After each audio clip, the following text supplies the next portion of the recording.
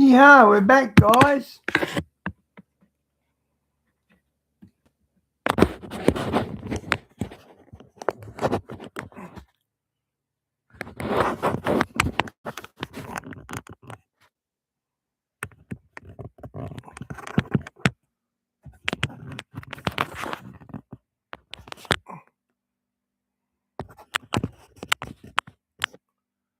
Why is it crooked?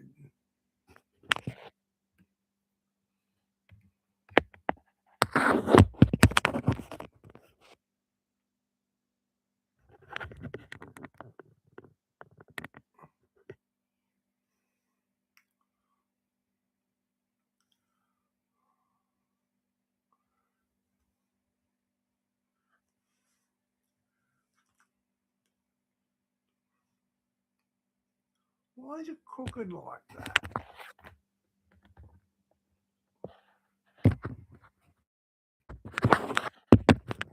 Oh, that's better. I think that's it.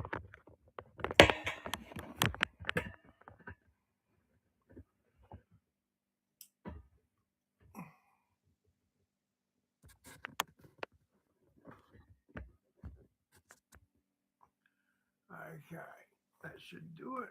How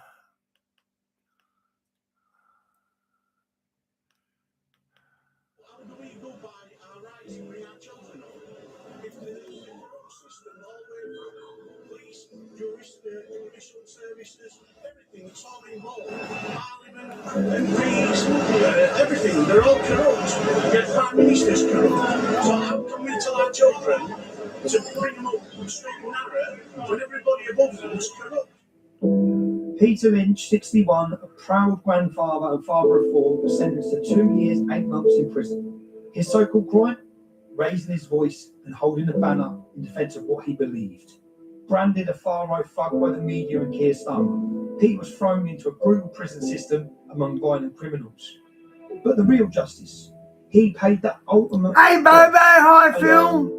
Isolated from family. Great to see you guys. Peter took his own life in a cold, unforgiving cell. His voice may have been silenced, but his sacrifice will echo through history. May he rest in peace.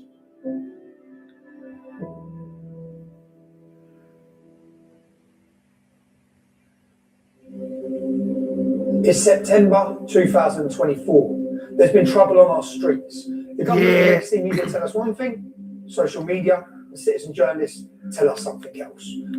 What a week. Got a couple of weeks I've had, Bobo. It's not over yet. I've got a bank appointment tomorrow at 10:30. Just been really busy, really bad. What we do know is the British people are angry. What's ignited this anger? What is going on? Yeah, Mum's going well, Phil. Since Gabe's gone, we got a medication down right and a treatment down. Gabe sort of was dodging it a bit. We didn't know that at the time. Are we seeing lawfare waged on the British people with a whole new level? Okay, what's going on with that?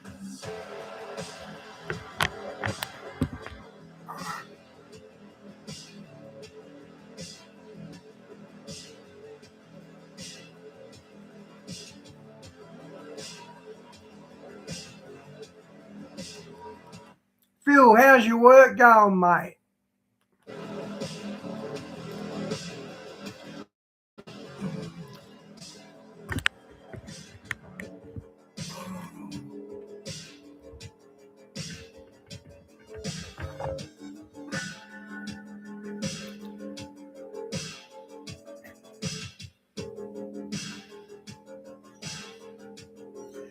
Amen, Phil.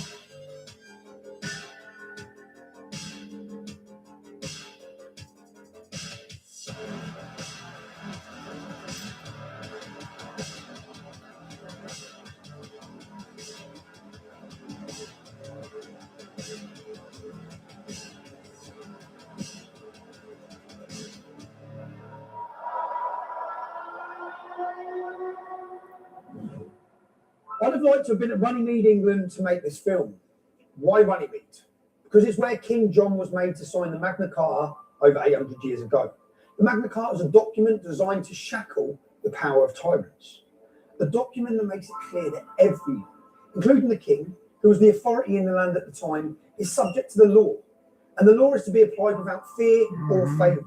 A document that has inspired freedom-loving people around the world. A document to protect free-born English men and women from the abuse at the hands of tyrants. How fast and how far our nation has fallen. Now, we looked at the architecture of a totalitarian state in Lawfare, the film we launched on 1st of June this year. Two-tier policing, a politicised judiciary, a controlled media, and dissenting voices being crushed. These are just some of the pieces that the Conservatives put in place, working hard to build their utopian totalitarian state. New legislation, arrest for hurtful words, thought crime debanked, fired. This has all been the case for a few years now. And digital programmable money, mass surveillance, social credit scores, 15-minute cities, pay per mile to drive. Yes, the US infrastructure is already in place for that. Centrally controlled food supply. All these things will follow soon. More tax, less freedom, and prison for anyone who objects. But right now, we have a new Labour government, and we could not have imagined how quickly and vigorously these new totalitarians, this morally bankrupt, communist, bewildered, one-term Labour government would have set about implementing their evil plan. This isn't the same Britain that existed 10 years ago. This is a Britain I don't recognise. We explained previously how totalitarians use all the institutions of the state to create the facade of fairness, due process, and a democracy. It's all a facade. Well, in fact, they seek to destroy the very fabric of our society with their so-called progressive ideologies. Progressive ideologies that care not a bit for the oppressed, but use social justice as a veil for their hatred of the status quo. These totalitarians create division and chaos as a pretext to usher in their totalitarian utopia. Division and chaos, they both serve their purpose. And they create phantoms, imaginary foes. They turn the gullible against these imaginary demons. Why do they do this? Well, they have no power if they are scrutinised and exposed for what they are. They have no power if the people unite against them. And they are driven by three emotions. Three emotions lie at the heart of every totalitarian regime. And Keir Starmer's regime is no different. They're driven by lust, fear, and loathing.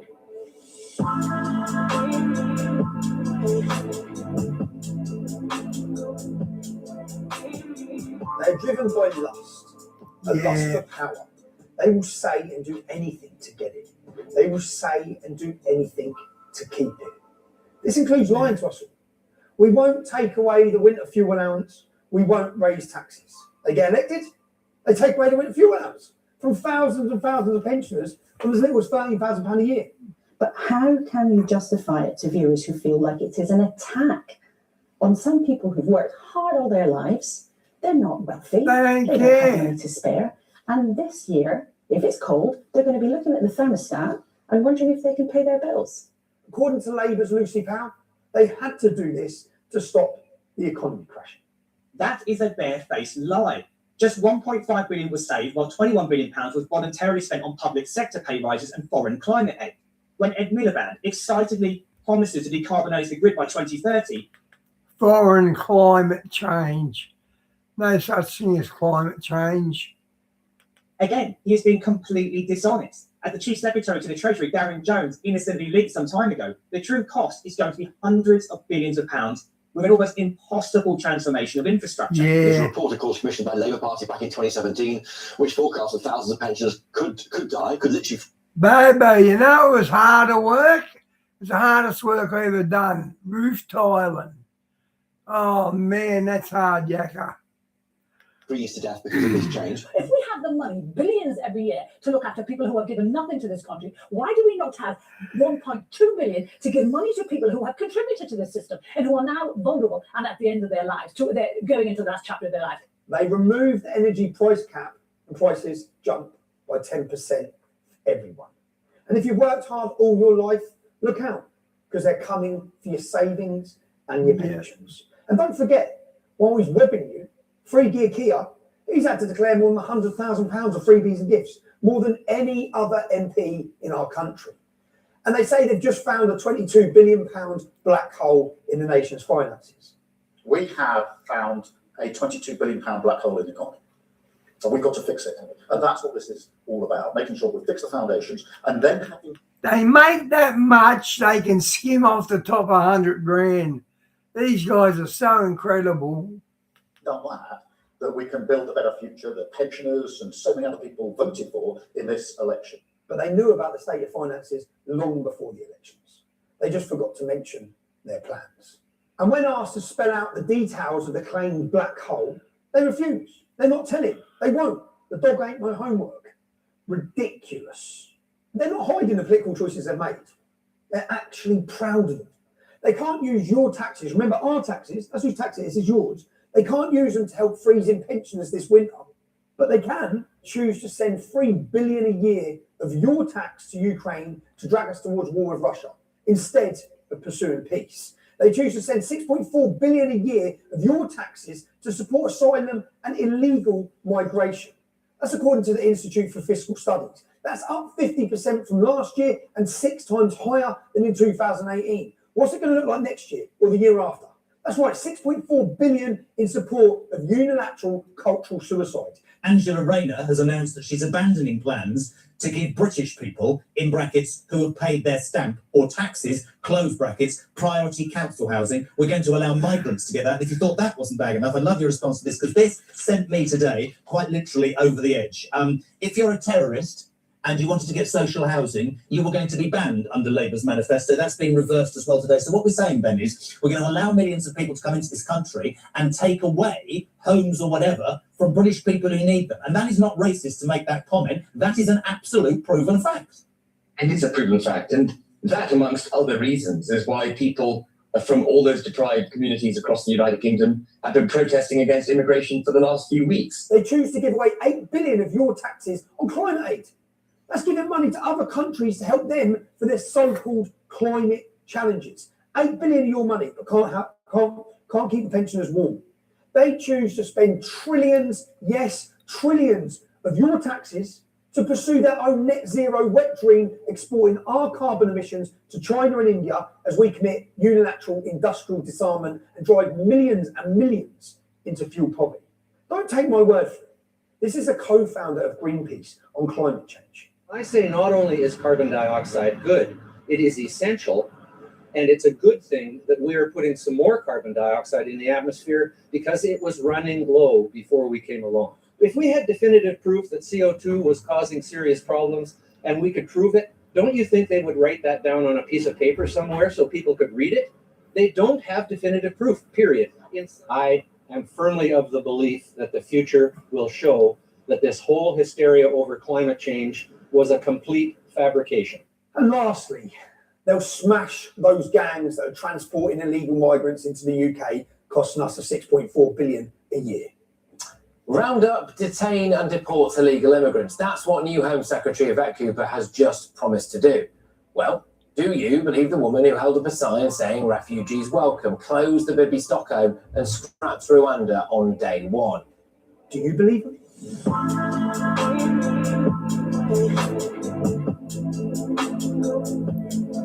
They're also driven by fear. They fear their loyalty to the World Economic Forum and its globalist and totalitarian agenda being exposed and revealed.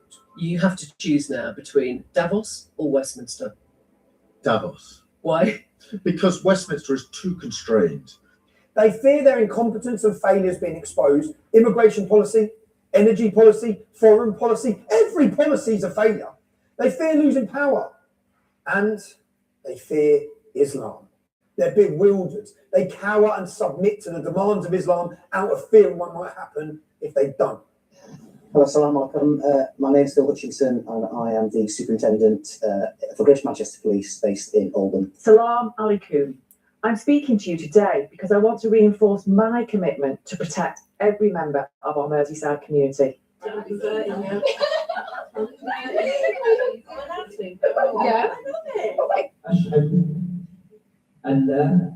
Yeah. Of course, cowering in the face of Sharia-loving fanatics does not placate them.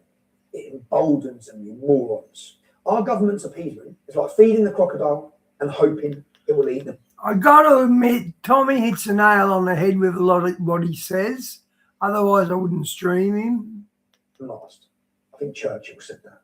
And hiding things, covering things up, that doesn't solve our nation's problems. It's obvious to most of us by now, covering things up lets the problems grow and grow and grow. They've done that for the last 40 years with Pakistani rape gangs for the sake of community cohesion.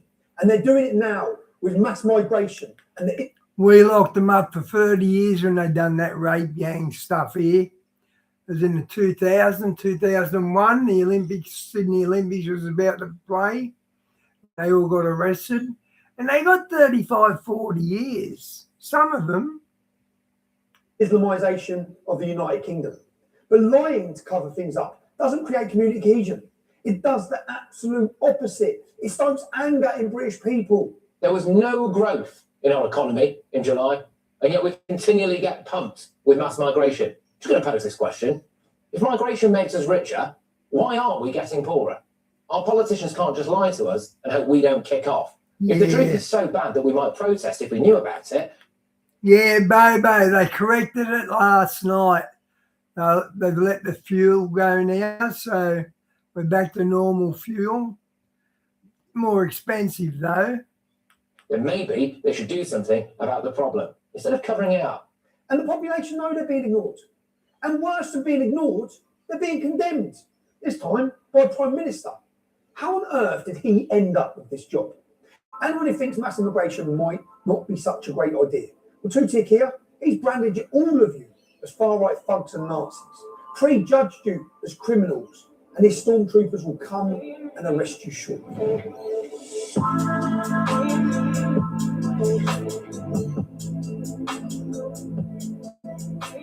The third emotion driving our so-called leaders is loathing. They don't believe in the nation state. They believe in open borders and cheap labour for global corporations. Their loyalties lie with the World Economic Forum. Two tick here has made that pretty clear already. They loathe our nation and its people. The obstacles to their globalist totalitarian utopia. They hate the West. They completely hate the West. And I think it's because they're jealous of the West. They don't want to be challenged. They are terrified of scrutiny. They don't want their lies exposed. And they certainly don't want to listen to you, the British people. Everybody's lives matter. Black lives matter. Trans lives matter. Refugees' lives matter. Except old people's lives don't seem to matter. Why on earth are they choosing this as their first hill to die on? Will our so-called leaders ever recognise the legitimate concerns and grievances of the British people? Do our so-called leaders actually want to solve the problems, or do they want to use the problems? Problems they created, by the way, to take more power and take away more of your freedoms. You see, these Marxists weren't elected because British people wanted to be governed by Marxists. They were only elected because of the Tories spent 14 years failing everyone. Yeah, Phil, because they're jealous. They were jealous at the creation of Islam as well. Muhammad was a very jealous man. Failed the British people, failing to be remotely conservative, failing to lower taxes, failing to control our borders, failing to protect our freedoms. And now in power, these Marxists want a state of perpetual chaos and division that they create, divide and rule. There must be an enemy. There must be a reason to take action against these enemies of the state, and that action will always take away your freedom. There's been a knife attack on a property in Hart Street. There are reports of it involving children, and I can't. Oh, I just remembered in the news this morning, we had a double knife attack. There's just some running around with a knife, some spirit running around infecting people with a knife, because there's a lot of places getting stabbed up. That some of the patients have been taken to Alder Hay Children's Hospital, so that would suggest that those reports have indeed been accurate. Here in the UK, 2 children have been killed in what police called a Children, 2 gutless attack on men. ferocious stabbing at a dance class in Southport in the northwest of England. How many more children have died by our streets, Prime Minister? One change, Farmer. Come on, need it. How many more children? Is it my next? Don't be late, so it's off you go. Make the real change, Prime Minister. Make the real change! Our children! Go away! My friends and your own that was killed. Wow. Listen to the people, they're so angry.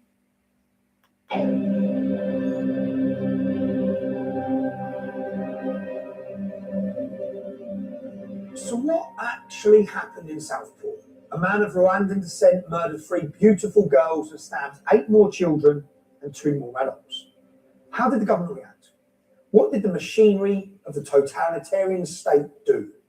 Well, you and I would hope something like this would get the government to stop and reflect for a minute. Why have these girls been murdered? Why is there so much knife crime? Why is there so much rape? Why are these so-called asylum seekers flocking to our shores? And what values and cultures are they bringing with them? Are their values compatible with ours? Are all cultures of equal merit? You and I would hope the government would ask why the peasants, that's us, you and me, why are the peasants revolting?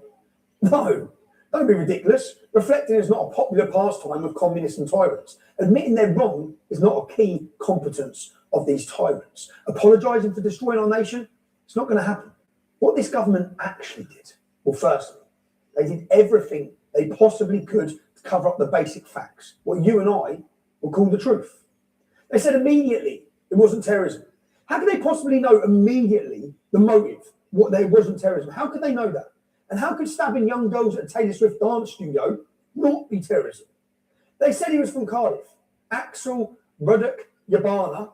Yes, he's as Welsh as the daffodils.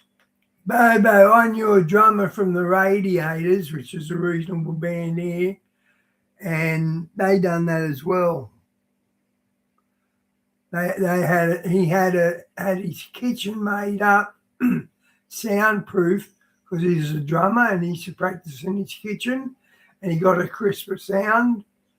So the phonics, you're right. They looked for evidence he was mentally ill. I can help with that one. Yeah, he was mentally ill. Anyone who commits a crime like that is mentally ill. But exactly what kind of mental illness? And they published a picture of him, looking like an innocent little 12-year-old, and reported he was a choir boy. They made him the victim. They did all this because they don't want us knowing the truth. They manage the information. Misinformation is dangerous. Social media is good, but it's also bad when people are using it in a way that could cause a riot, threats, intimidation. I think the government is really going to think long and hard about what they're going to do with social media and what are they going to put through Parliament as a bill to act. Misinformation is dangerous, and no misinformation or threats or intimidation should be allowed to be carried out on social media platforms. That's their words. How absurd, how foolish, and how dangerous. And Kia, how is this working for you, managing the information? Do the government really believe their actions will help build a peaceful, prosperous, and patriotic society? What about a cohesive society? Or are they so short-sighted, so hungry for power, and so disdainful of the British people that they will use anything, no matter how awful, how tragic? They will use anything as an opportunity to implement their totalitarian agenda and crush anyone who speaks out against them. As we've said, these Marxists want a state of perpetual chaos. There must be an enemy to mobilise the population against, an enemy to divert attention away from the government's agendas and their favours. You said the riots showed there was a societal black hole. What did you mean by that? What I meant by that was that the riots, I think, were symbolic of a broken society. They were far right in the main, but underneath that, I think there was a societal black hole, a breaking of our society, which we need to mend. I'm convinced that the answer to it is delivery in government. So the best argument against the far right, best argument against the easy answer, is to deliver, to bring about the change that we promised we'd bring about. That's right. Tutik here seems to acknowledge there are troubles. He says the solution is delivering in government. Baby, I love my boxing. It's my favourite sport.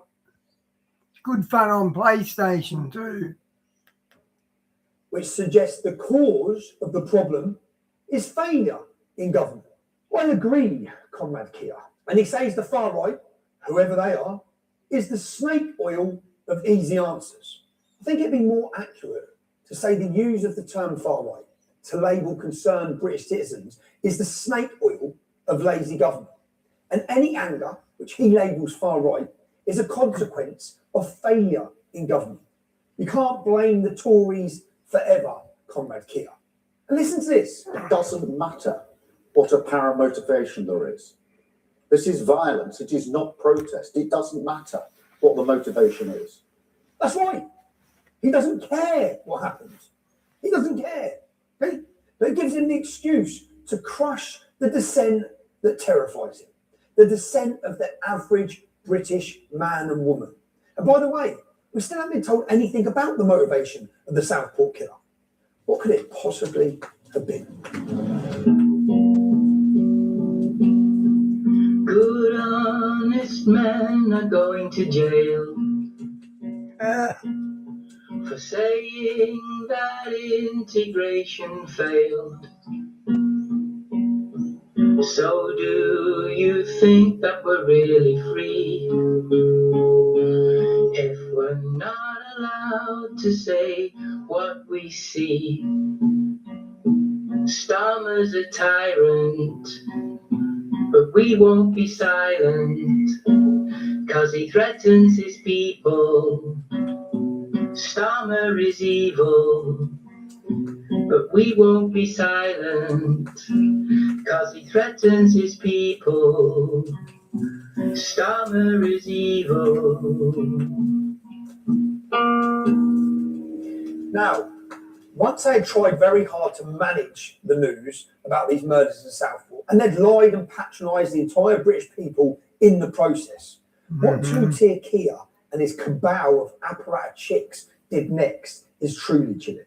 You know, everyone was angry because of what had happened. So those three little girls, the whole world was angry. Me husband. Phil, recently I've discovered a crew in Australia that organises bare knuckle, or not bare knuckles, they're wearing mitts, but it's completely underground, and I don't know what they box for, but it's a setup like bare knuckles. It's set up like that. They had some hard guys on there. And where's the sound?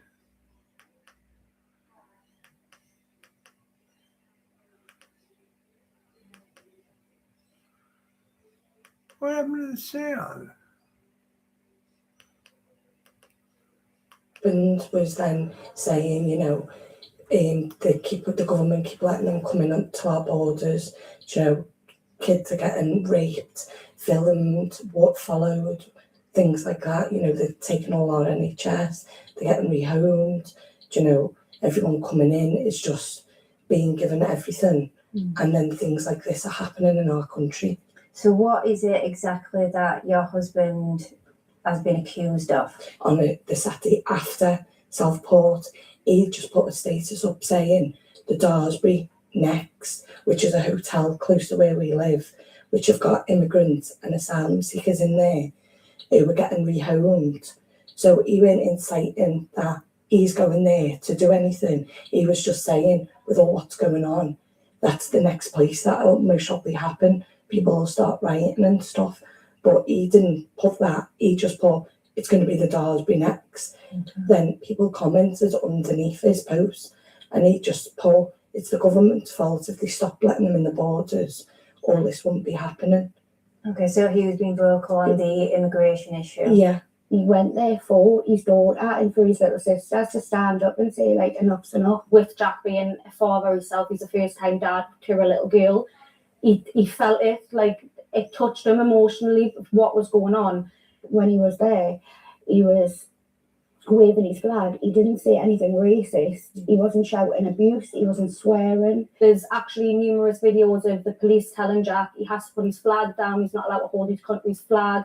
Jack saying to the police, listen, I'm not here for no violence. I haven't came for violence. I came for a peaceful protest.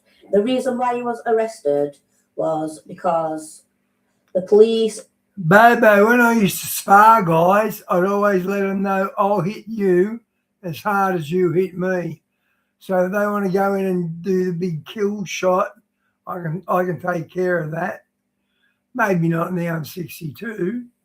Blockade, or whatever they call it, where they all have the shields. They ran and pushed his mum over, Julie, his mum, she's 68-year-old. They pushed her over, trampled over her. She was on the floor, they trampled over her, Police seen this and then obviously tried to get through the police to get to his mum who were on the floor. They were whacking him with a shield, sprayed him with CS gas, and he was saying, "Look, my mum's on the floor. I just need to get to my mum." After he just got arrested, when he was being held round the back of the Bluebell, the police officers were saying, "Look, I don't even know why you've been arrested," because his mum were there as well, obviously. All her face was bruised. They could see that she'd been injured, badly injured. I don't know if he was a sergeant or just a normal police officer. They were saying, "I'll ring the inspector and see if he can let you go, because I don't think it's serious enough to be arrested." It's like he said, if it were my mum, I would have done the exact same. Obviously, we went home and we thought everything was fine, because obviously Jack didn't do nothing violent at all. And then that's when, exactly a week later, the police had knocked on the door, and then that's when he got arrested. So they started booting my door through. My little girl was screaming in the garden. Screaming in the garden, so my neighbour took her away. So I asked them to stop booting my door down and asked them what they were here for, and they wouldn't tell me. And I said, "Have you got a warrant?" And they said, "We don't need to give you one." And I said, "My back door's open and my back gate, you can go down there, stop booting my door through." So at that point, when he stopped, Chris was coming out with the police, and then they went in and raided my whole house, looking for his phone and took the kids' iPads and stuff. And your little girl still there? She'd been taken to my neighbours, but she was just crying her eyes out. How long exactly did he get? He got 5 years, a year taken off. Then they took into consideration his health and his mental health, and then they gave him 32 months. It was sentenced to 3 years, 4 months, and also a 10-year criminal behaviour order. You're not going to see your partner Lee now for 3 years, 4 months? No. How do you think you're going to cope with that? I'm absolutely gutted. Gutted, Sammy. It's broke the family up. Like, it's his daughter. He's a first-time dad for a little girl. Like, he's got Christmas coming up. It's the first one where she understands things. He's going to miss out on her first Christmas. He's missing out on her second birthday. Like, she's just like a little child. She's usually a bubbly little girl. She's just not herself. She's not the same little girl. She just she sits and just stares into space and stuff. So with the most recent atrocity in Southport, and regardless of the murderer's motivation in this particular case, it was the last straw. People were angry, not surprisingly, not just about the Southport murderers, but about years of having their legitimate concerns about mass immigration being completely ignored. They're angry about two-tier policing and politicised judiciaries. But Labour cannot afford to have pesky voters asking questions about the consequences of open borders, mass immigration, and the incompatibility of some ideologies with our culture. So they create a different story. They turn everyone's attention to their imaginary monster, the far right, the fictional dragon they pretend to slay. There's a lot of people that have branded people like Lee as a far-right racist thug. Is that true? No, definitely not. I'll never have been. Reema's never been racist. It's horrible. They just put lies out there. It's absolutely ridiculous. Just everything that they've written. It's like there's actually an article about Jack that calls him far right as well. And obviously, when I've just because you're far right, that doesn't make you wrong. Spoke to Jack and made him aware of this, he's not happy. I'd be considered far right nowadays.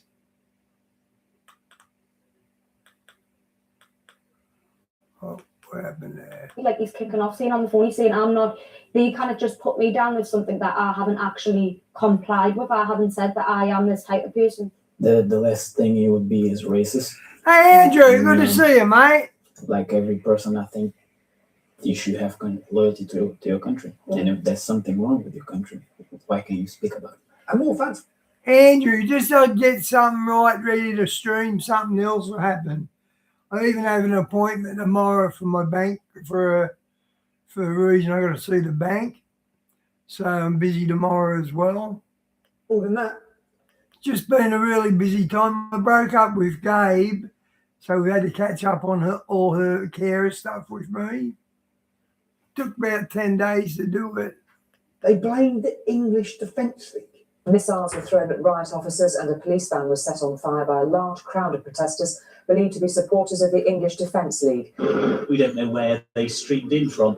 but they're believed to be supporters of the English Defence League. How many people work in what? There's over 50,000 apparatchiks working in the Home Office alone. And no one told Tutia Kia that the EDL disbanded a decade ago. It hasn't been here for a decade.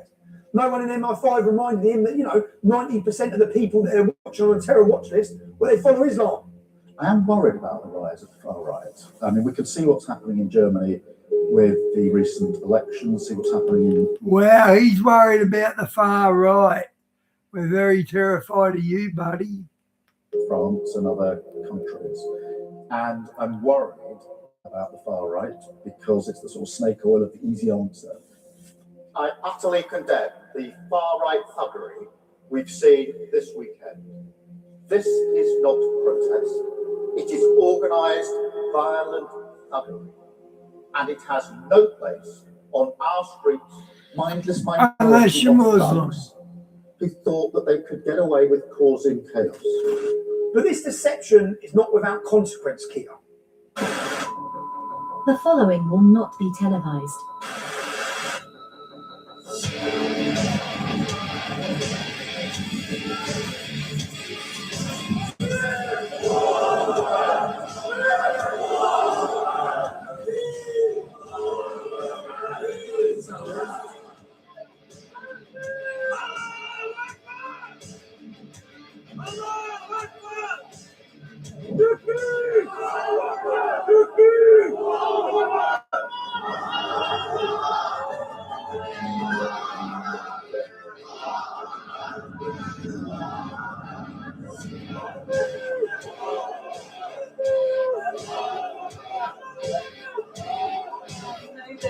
Muslim community leaders have been speaking to the police as well because far left would be the LTBG type crew and all the ones pushing for climate change and all that.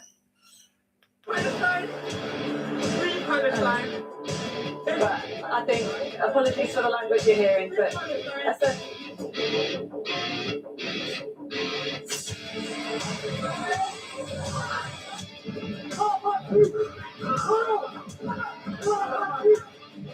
Because the smashing of the people's cars.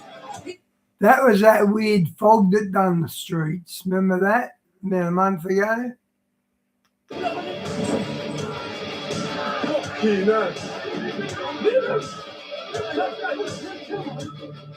they might as well fucking throw the ground.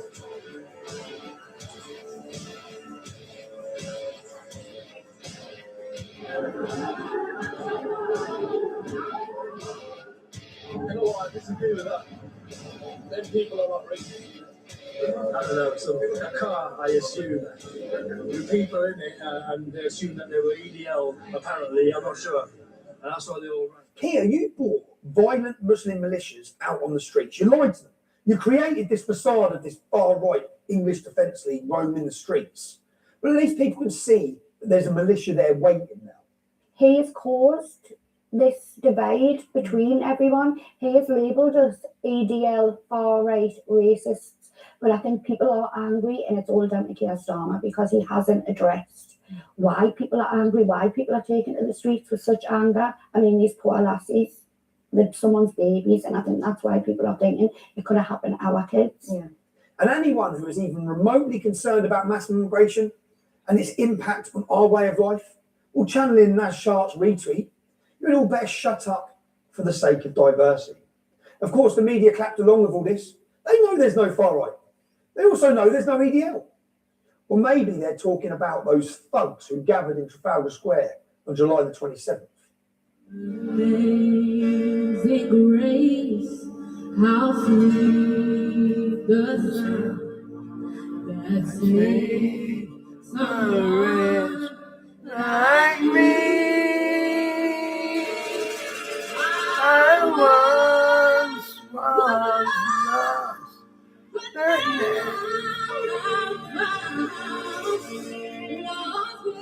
I'm trying to sing along, but I can't hit them notes.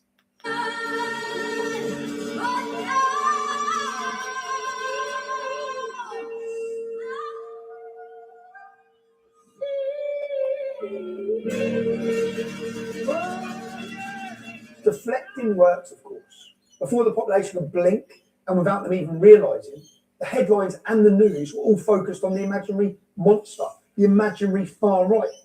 And everyone had stopped talking about it.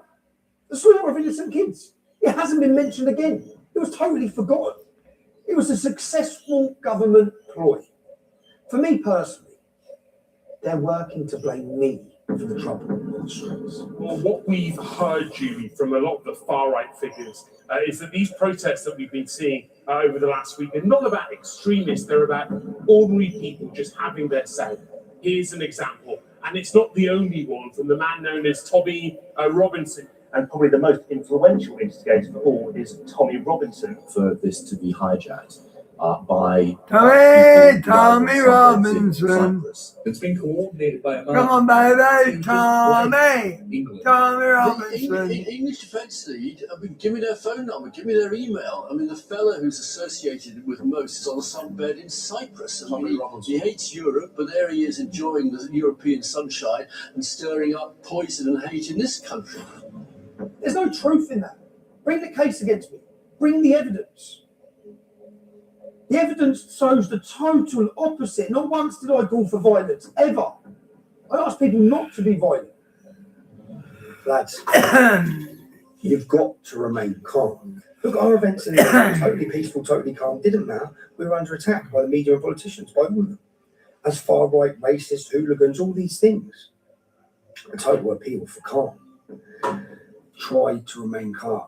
Just an appeal for calm, man. Bring the numbers, bring the noise, but don't bring any violence, man. Any movement coming, galvanise the country.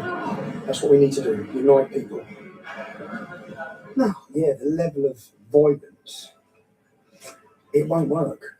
Anyway, stay safe. Stop the violence, man. And to the men committing the violence, lads, those individual police officers who are coming out doing a difficult enough job, have got families at home. They're ordinary people, okay? A peaceful revolution is brewing in Great Britain.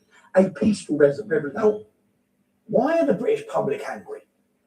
I want to pause and take a moment to answer that question. I want to take a moment to help Kia and his cabal of apparatus chicks, because he seems to know there are troubles. He admits it. There's troubles on our streets. But I fear he may have misdiagnosed the cause.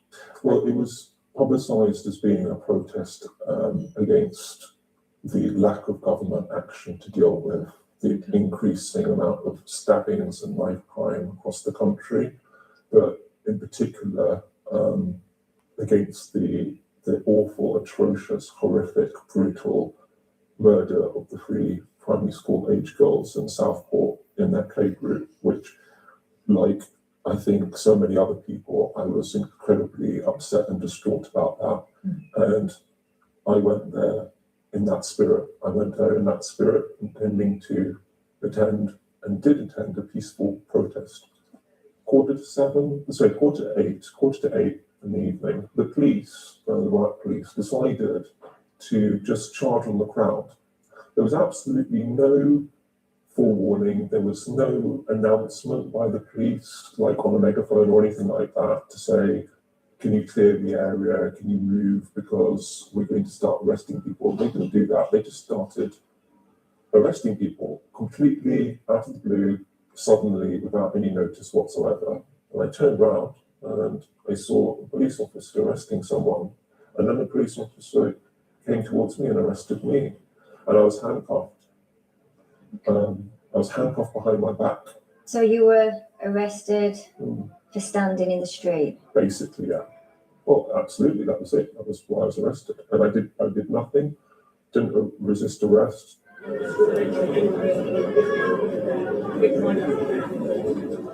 They're just arresting people for no reason. I think this has been going on for a long time, with escalating concerns over rampant knife crime and stabbings and violence by some of the migrants and asylum seekers that is not being covered by the press at all because it doesn't fit their narrative. Censorship, fear and intimidation is the tactics of a dictatorship. It's the same as any dictatorial regime in the world. If you look at Venezuela, what's been happening there, the way they control their population, they send people to the prison because of their political beliefs. This government isn't acting any differently from that. It may not be as extreme, as that, but they're certainly headed in that direction. We already know people are angry about the authorities covering up years and years of child rape gangs, mainly Pakistani Muslims. They're angry about two-tier policing. They're angry about politicised judges. They are angry when they see the police cowering before Islam in the name of diversity. Let's have a look at what else is going on. Some of them, they not screaming. It's like they wanted to be raped, you see. She also tried to see no more It's like crying, she's enjoying it, you know, even though she isn't, but it's like she's enjoying it. What about the consequences of what you're doing in terms of how that affects Exactly. the person that's raped? Yeah, the consequences, we look at that all the time, you know, because what happens, she might scream, you know, people might wake up. People, especially. I'm not just talking about, I'm talking about the emotional effect, the physical effect it has on Yeah. We might rape her and wake up tomorrow with viruses ourselves, like HIV, you know. What about regretting what you've done to the girl? I also do regret about it, because if she fell pregnant, what will be that baby's father? Who will be that baby's father? But what about her personal feelings? That's right. All over the country, unchecked migrants are raping and killing. And more unchecked migrants arrive every single day. Maybe this is a reason people are angry. Let's have a look at the rape statistics for the UK. Yeah, we're the rape capital of Europe. There might be a reason people are angry. Wasting money, killing pensioners. Some breaking news from our end, actually. Channel migrant arrivals surged by 43%. That's from our Home and Security editor, Mark White. That's after 442 small boats crossed the channel yesterday on Easter Sunday. That now brings the total for this year of 5,435 channel crossings since the beginning of the year. That's well in excess of the 3,790 odd who crossed the channel by small boat at this point in 2023. We were getting daily updates of the numbers during the COVID pandemic. And actually, that's an astonishing amount. Over 440 boats yesterday. The weather's calmer at the moment, a little bit calmer. This is only going to increase over the summer. 1.7 million. That's a combined population of Glasgow, Cardiff and Nottingham. There are 1.7 million who are unemployed. They're not even looking for work. They're costing you and I, the taxpayer, £8.5 billion a year. That's the equivalent to a winter fuel allowance of £708 per year for every pension in this country. That might be a reason people are angry. Paedophile migrants. What about this? You have been talking very graphically Hang on. to some 13-year-old girls. How long have you been in the UK? For 2 months. She said her ages. Do you want to see my dick? Yeah, do you want to taste it? You're asking other people's children to send them pictures of themselves. You facilitated a meet with a child for sex, didn't you? 13 years of age she was. You sent her pictures of your penis. Yes? No me. Not you. Who? No me. Who? I don't know. Off your I phone. don't speak English. Do you not speak English? Yeah. How long have you been in the country? There's some people guys. I think 3 months. 3 months. 3 months. Do you think it's okay to say that you want to meet and kiss a child who's posted? Do you? You want to get a child to your house, a 14-year-old girl you want to rape and abuse. You'd think they'd be on their best behaviour. They're busy online grooming young children to rape within weeks or days of being in our country. Hey, Carl. Kids are getting Trace, followed hi. I'll play by these, okay? From the residents that live in the Darsby. Family members had rang the police and stuff.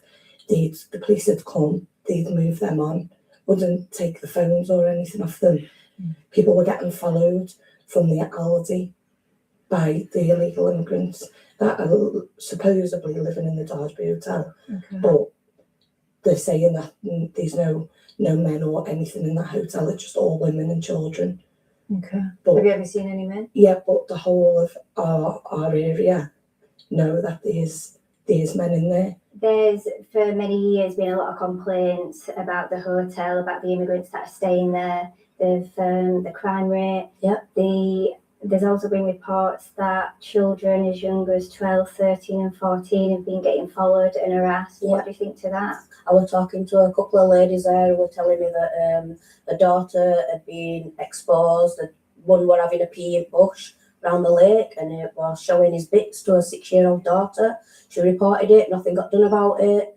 Another lady who I was speaking to, her daughter actually worked in the hotel and they used to follow her home every night.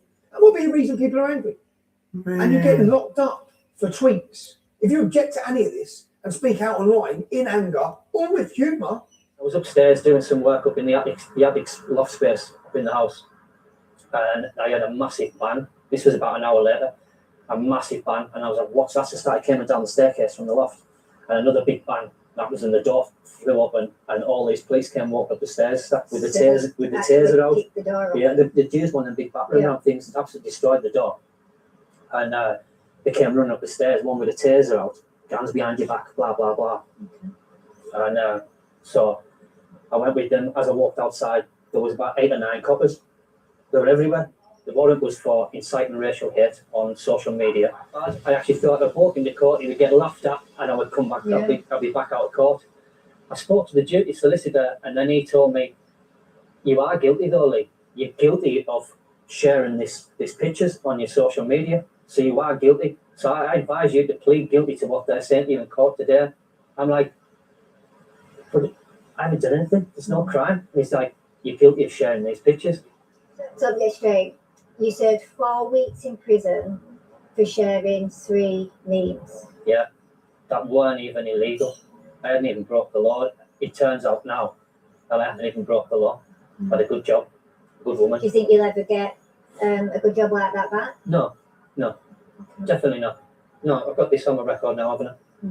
I'll be lucky if I even get clearance and get my vetting back for the job that I did do. The government is imprisoning people for their tweets. That might be another reason people are angry. Our prisons are on the point of collapse. So today, a new announcement that come September, thousands of prisoners can... UK's jails are full of Muslims, apparently. Leave jail earlier than they would have otherwise. Well, they can't lock up these angry tweeters because the prisons are full. So they have to release thousands of prisoners early. That might be a reason people are angry. And he's made space in the jail, but not enough space for the BBC's latest paedophile superstar, Hugh Edwards, busy buying photos of children as young as 7 being raped. Doesn't spend a minute in jail. The judge was concerned about what might happen to him on the inside. He should be. But no such concern shown for the right-thinking people of Britain tweeting their disgust at successive government failures. Every time knows once you've created your imaginary enemy, you need to instill fear in those in the population who are gullible enough to trust you. The number of people who still trust you and your government, Keir, is falling very fast. Sir Keir Starmer's approval rating has plummeted to its lowest level on record amid a growing cronyism scandal. The new poll shows almost 2/3 of voters think the government is more interested in serving its own interests than those of ordinary people. More people trust us, mate. I know he's watching it, which is great. And so, in collusion with far-left activists like Nick Lowles of Hope Not Hate and its cabal of Labour politicians, Hope Not Hate. It's a good name, that, Hope Not Hate. But they appear to me to be driven by hate, not hope. When in collusion with them and the legacy media, the story is pushed that 100 riots are planned across the country. But it's all a lie. And this was one of the potential protest sites for the far right on that list that was circulated on Telegram. Of course, it was a lie. There was no riots planned. 100 demonstrations weren't even planned. Nick Lowles thought it was clever and the lie was funny. The government knew it was a lie. Hope Not Hate knew it was a lie. The papers knew it was a lie. But it didn't stop to consider whether it might be. But the lie was not without consequence.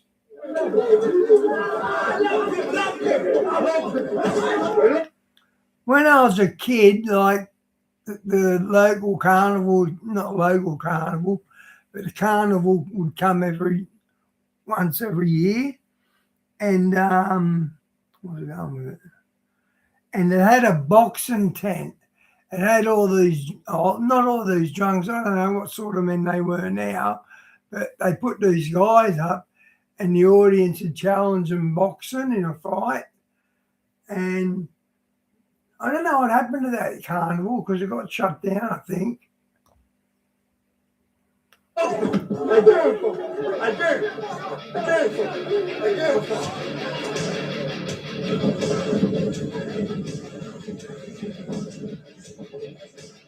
It is now ambulance there, he does.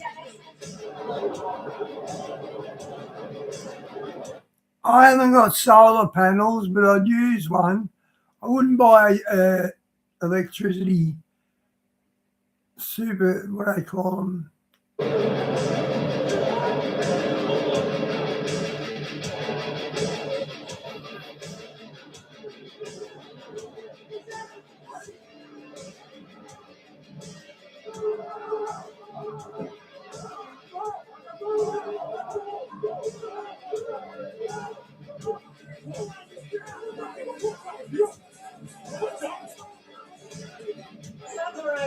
They don't fight one on one, they'll gang up on you.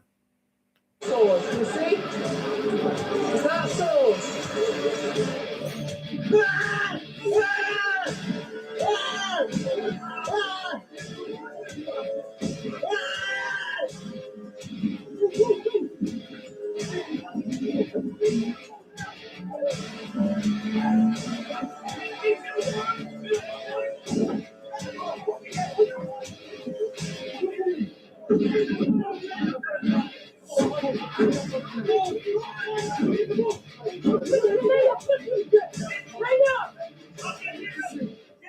I'm sure the police will be all over those machete Unbelievable.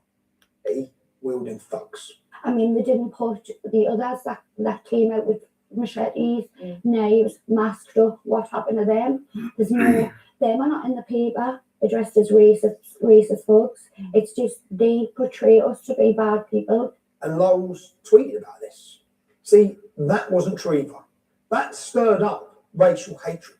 We are born here. We are Muslims. We will stand here. We will fight against EDL. We will fight our ground.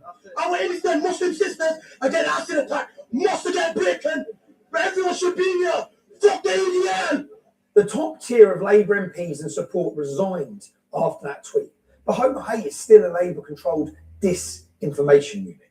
By the way, Mark Rowley, if you're still in the police when this film goes out, when are you going to arrest Conrad Lowells for spreading false rumours and inciting racial hatred? So Lowells doesn't get arrested for his lies, but Bernadette Spodroff, a Cheshire businesswoman who sent an erroneous tweet about the Southport murderer, she was arrested. She was held overnight. Then not released, but she was bailed pending further inquiries, which have since been cleared. I had expressed my own views on the state of the country and its failure to protect innocent citizens, and that is still legal. But it's very clear that a vocal part of our society wants the opinions of ordinary people like you and like me suppressed. They say they support free speech, but they mean only the speech they agree with. They say they support dialogue, but only the dialogue that agrees with their worldview. And they say they want equality, but they don't mean for people who think differently to them.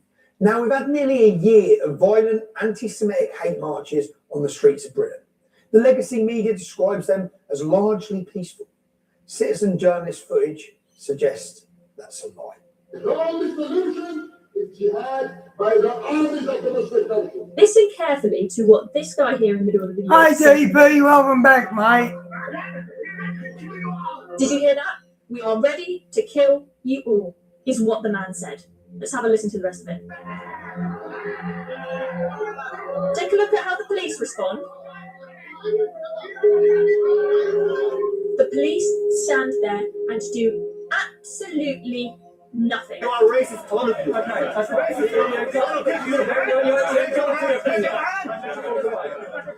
Take your hand.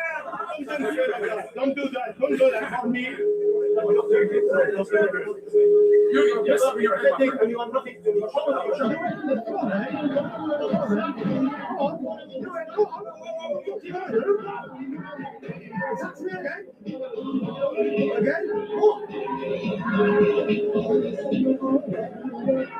What's the fight today, guys?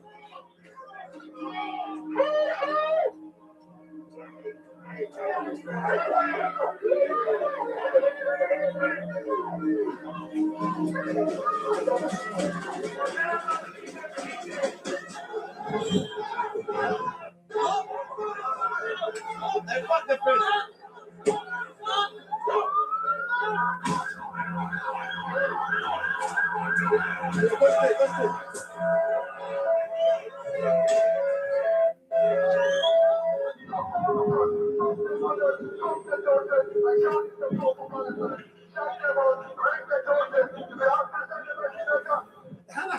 were largely peaceful, just like this was a largely peaceful social services calling in Leeds. Jesus.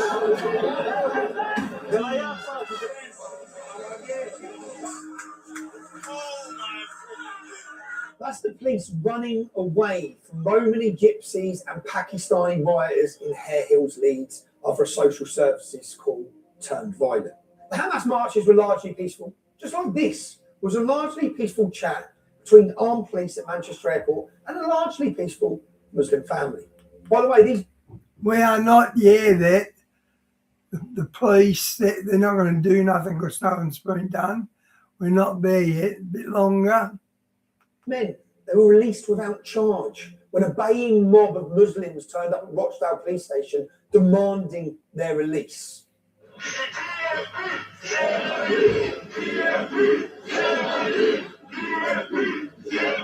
Immediately, every one of them officers needs to be arrested immediately. If not, then we will go to Plan B and you will see big protests, I promise you. Protests like you've never seen before. The Muslims demanded the police are suspended. And guess what? They were. The police suspended.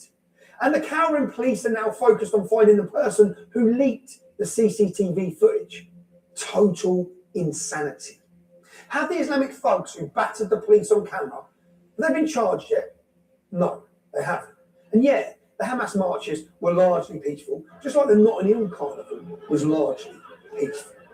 Here's the Legacy Media's headline on that. Last hour, they've given us an update that they've made 38 arrests and recovered 4 knives. And they said a man believed to be in his 20s has been stabbed. His injuries are not life-threatening. But overall, it's been a really peaceful and enjoyable day. So, no swift justice for the Hamas rioters. DP, I've had a pretty bad year too, to be honest. The last 12 months, I just heal something or fix something. Straight away, something else will happen. It's been really unlucky. The Leeds rioters, the Manchester Airport thugs, or Nick Knowles. I wonder why. And no swift justice for the killers of Notting Hill Carnival. That was just a cultural celebration, of course. So we know the police treat different groups differently. No credible commentator would dispute it. In 2020, we had Black Lives Matter protests during COVID. During COVID lockdowns. Yeah. Sir Keir Starmer, now our Prime Minister, rushed to take the knee to express his solidarity with Black Lives Matter after they'd already injured 30 police officers during their protests, after they'd broken the law with the COVID lockdowns. Yeah. And Keir Starmer rushed to take the knee. He said, there are legitimate grievances here. This is about racial injustice, because rioting on the left, remember, is the voice of the unheard. Yeah. This time around, the same Keir Starmer, despite us seeing videos on social media of Muslim gangs beating up white British kids on the street, walking around with knives and machetes, this time around, Keir Starmer said, this is all far right. This is not legitimate. It's criminality. Get these people into prison as quickly as possible. There was no discussion of legitimate grievances. There was no discussion of legitimate protests. And now Two-Tier Kia appears to have ordered the stormtroopers to grab and arrest anyone, literally anyone, who protests or tweets against the government and what it's doing. Obviously, except for Hamas-loving protesters, anti-Semites, members of the Muslim militia. None of them. This is the moment police raid the home of a mother and a son suspected of violent disorder in Middlesbrough. Here comes the dog. If you're involved in disorder on that day, we will identify you, we will arrest you, and we will put you before the court. National figures show 1,165 people arrested, 703 charged. Those figures, again, will increase. Have the police made any high-quality videos of them arresting Muslims carrying machetes in the streets, or men fighting with knives and machetes in our parks, or a single grooming gang that raped children? No, they haven't. They saved their high-quality videos for people saying mean words on Twitter. We do have dedicated police officers who are scouring social media. Their job is to look for this material and then follow up with identification of it. That the UK actually has a massive force of police officers scouring the internet for any repost, retweet, or original content that could theoretically incite whatever the government deems to be racial hatred. And if you engage with or repost that content, you are deemed so dangerous for society that they will arrest and prosecute you. So this is another man being sentenced to prison for a Facebook post that he made. And in this video, the judge tells you what he posted and how long he's getting in prison. And I'll let you make your own mind up. Have a look at this. You went on to say that you did not want your money going to immigrants who, quote, rape our kids and get priority. Given the life of Riley, off the tax us hard-working people earn when it could be put to better use. Come over here with no work visa, no trade to their name, and sit down and DOS. And then there's more people being put out homeless each year.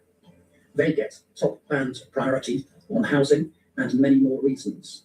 This offence is so serious that an immediate custodial sentence is unavoidable. The sentence that I passed has been reduced by 1/3 to reflect your guilty plea. The sentence is one of 20 months imprisonment.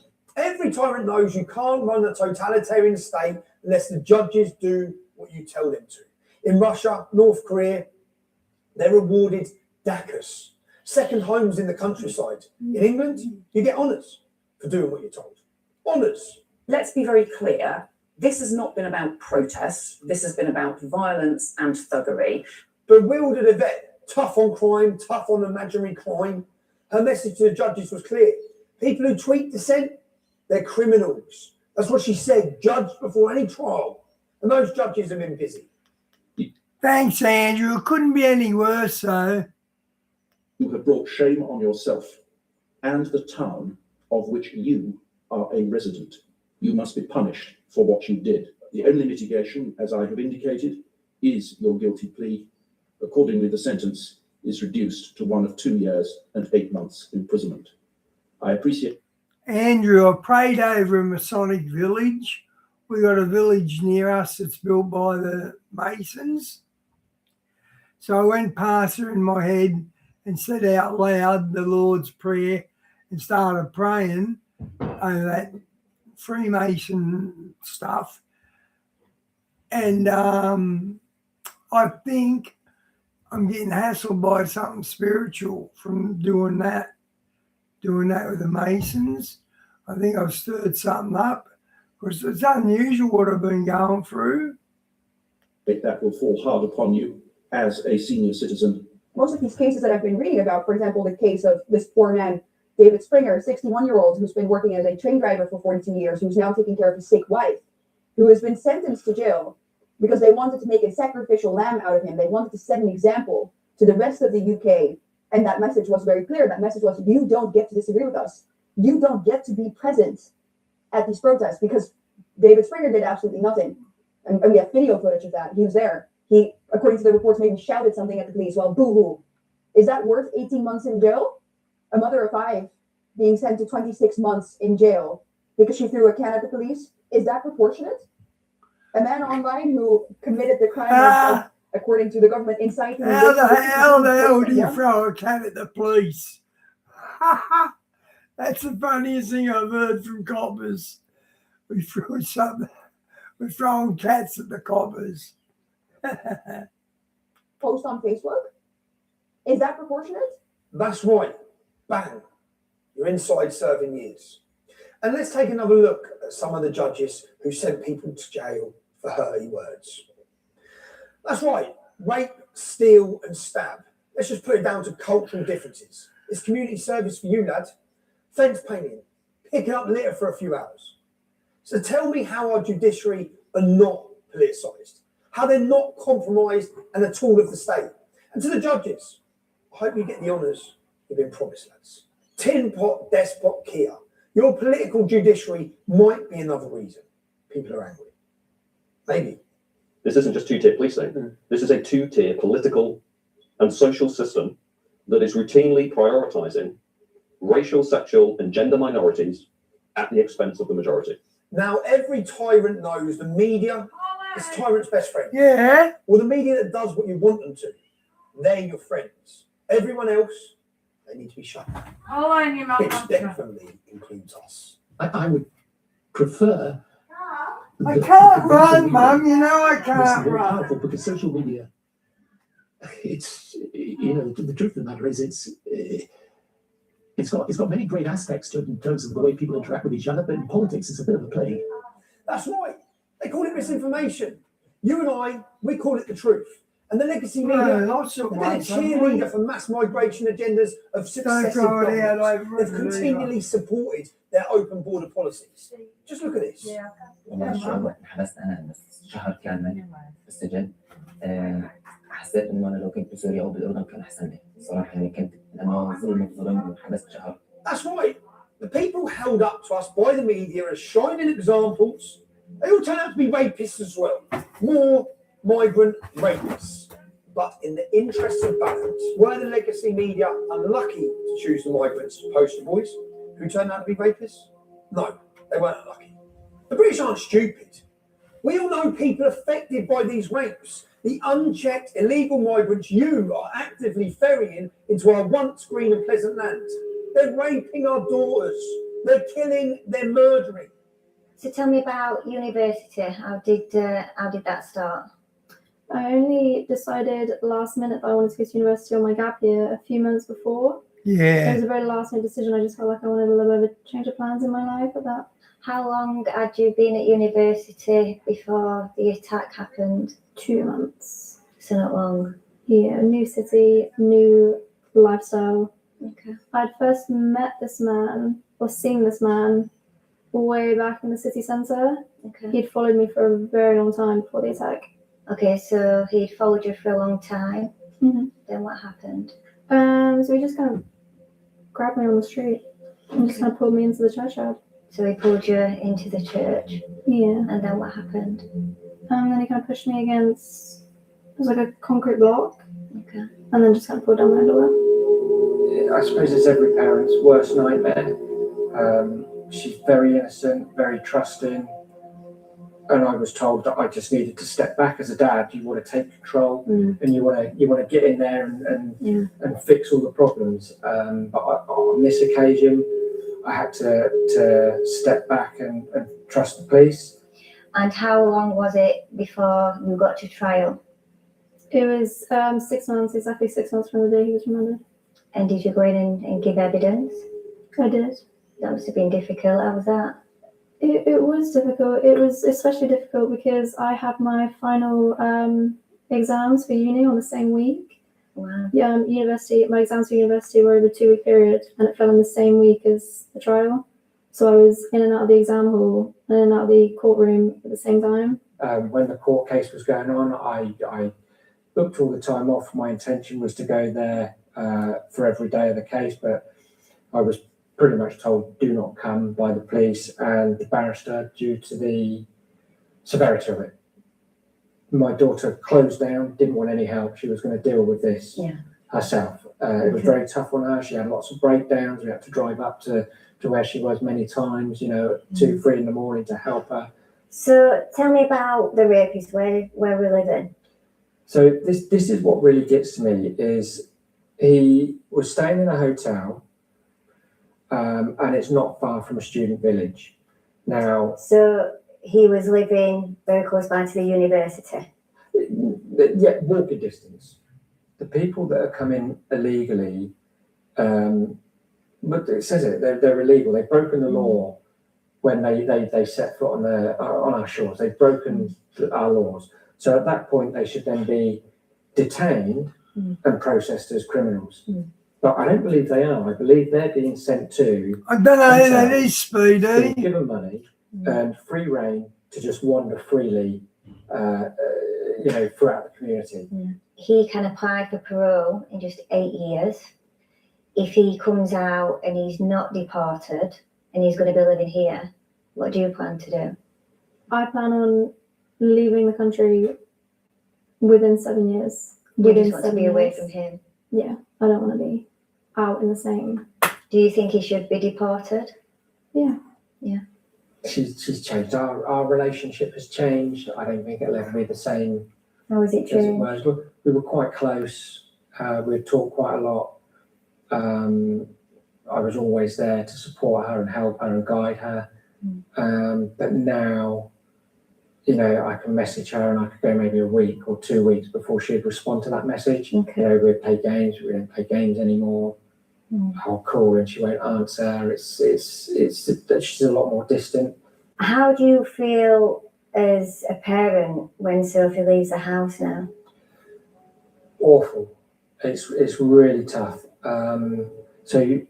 She does have a job. She does go to work part-time, and she does have to walk from where she's living to this job. Okay. And she can be walking home later at night now. Okay. It's not, and you know, we've got to Find My Friends so I can see where she is and when she's leaving. Yeah. And my heart I've had to stop looking at it, because if I you know, try and get an early night, because I've got to be up really early with work, and I Find My Friends and I can see that she's still at work, I'll then stay up and I'll follow her all the way home, and it's heart-wrenching, because then you'll see the dot stop, and straight away your mind goes to the absolute worst.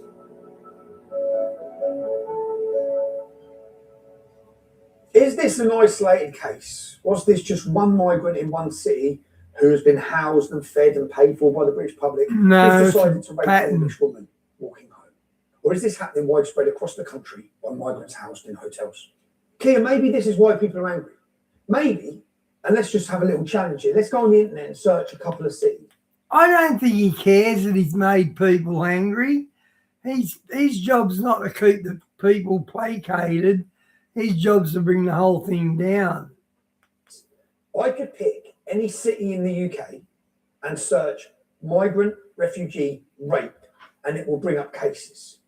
We simply don't have time to go through every rape of a migrant in every hotel for this documentary. But can you understand why people are angry?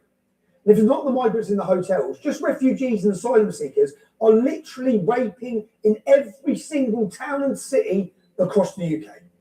Kia, maybe these are the reasons the British public are angry. Now, the media told you the people in Hartlepool were far right for protesting the hotel. What they don't discuss is the fact that one of the migrants in the hotel left the hotel, committed an act of terrorism, murdered a 70-year-old British grandfather. His family will be angry. The community will be angry. Maybe the people in Bournemouth are angry because an asylum seeker come into our country, lied, like they all do, said he was 14 years old. What checks did you do on him? You put him straight in school with our daughters. So people in Bournemouth might be angry because their daughters were put in school with an adult who pretended he was a child. He went on to sexually harass children, chase people with knives, and later he murdered a 21-year-old in Bournemouth city centre. A Royal Marine was brutally murdered by this asylum seeker. Then the Home Office do their checks. Then we find out he wasn't 14, he was 19. He was a fully grown adult male. You put him in school with children. Then we find out that on his way to Great Britain, he murdered 2 people with an AK-47 in Serbia.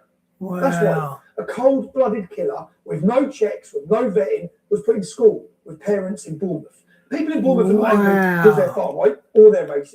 That's stunning, isn't it? It's justified anger because you're failing them time and time again. It's a reality. This is justified anger because of government failures. But they cover it all up. They don't want to talk about their failures. Just blame it on the imaginary far right. Hey, Di, good to know see the you. establishment, know the media, know the government. Every part of this is your fault. It's your failures. You've brought these people into our towns and cities. You've endangered our families. That's why the British public are angry. Look at this. Of course, any statistician will tell you correlation doesn't mean causation. It makes you wonder, doesn't it? Let's have a look at the statistics for Sweden since they opened their borders with rape as well. Literally, the graphs looking identical for any country with open border mass migration, Islamic immigration, and rape. Remember, there's 1.7 million unemployed and economically inactive migrants here right now, costing £8.5 billion a year. And they're working right now, you're paying that in your taxes. He says nothing and does nothing about radical Muslim preachers. How about the one who commits adultery, sinner? What about the one who rapes a child? What about the one who... Di, I got one more appointment tomorrow because I'm mum's executor. So me and my brother had to go and do the will. but that should be over by the time I usually stream. Example. This person, one person that commits he commits all of these sins on a daily basis, but his praise is better in the eyes of Allah than the one that doesn't commit any of these sins but doesn't pray. Hey, please, also, if you accept it, then you're part of it. You don't accept it, but you have to dismantle it. He said, "O tribes of Kufar, O tribes of disbelievers, get out of his way. For we have come to strike you about his revelation. A strike that removes the head from the shoulders." Allah says, we will strike terror into the hearts of the Kufar. We will strike terror into the hearts of those who disbelieve. Why? Because they associate partners with Allah. Because they associate partners with Allah, that to which Allah negates the no authority. You got your democracy, we got our Sharia. You got your free mixing, we got our nigga. Look at him. Punch him in the face, someone. Punch these mongrels in the face. Oh, we got our own economic system, we got our own foreign policy, we got our own deen. Alcohol will be banned, drugs will be banned, pornography will be banned, gambling will be banned, but the money say that we don't want to keep it. He says and does absolutely nothing about knife crime on our streets.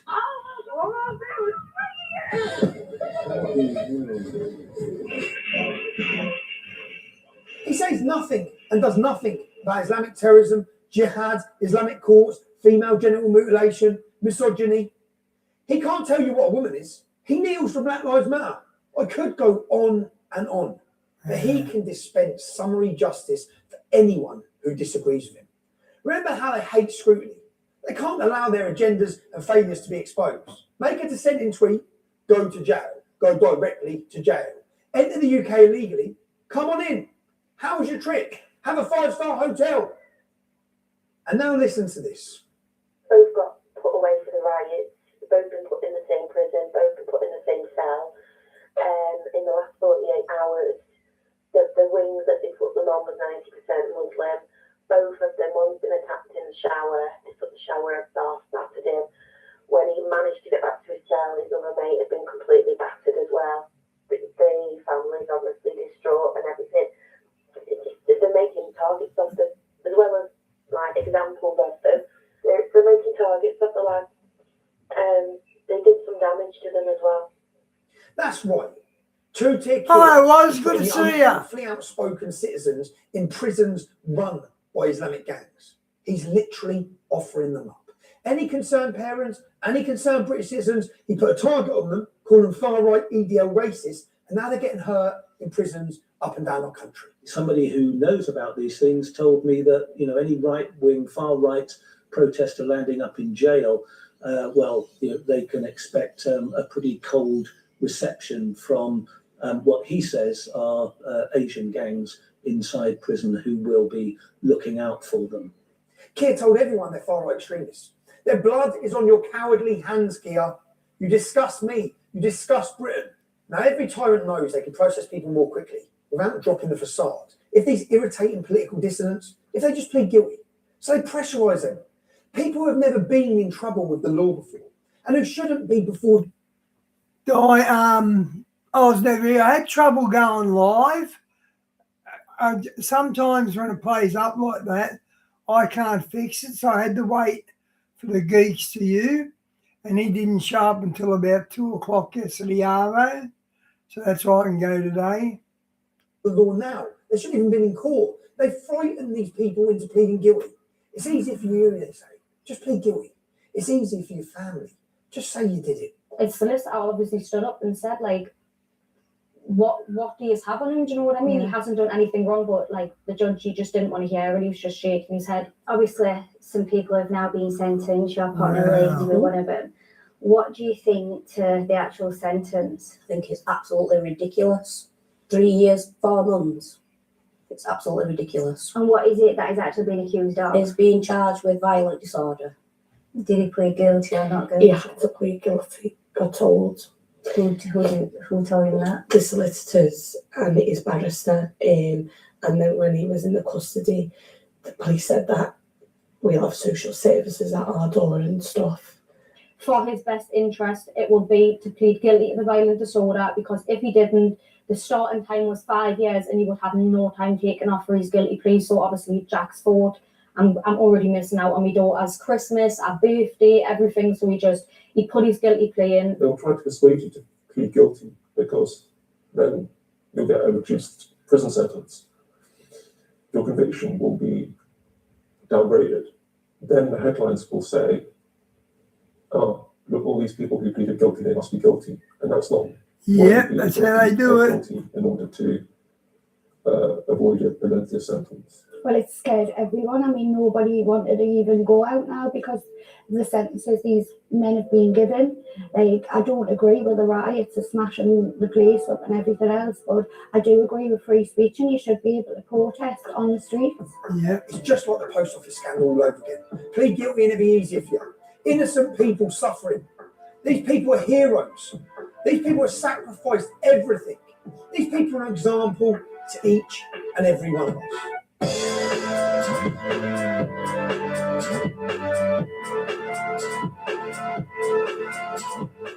Action.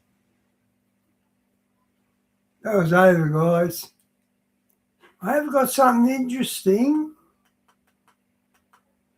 I was going to play it. Let's see if I can find it.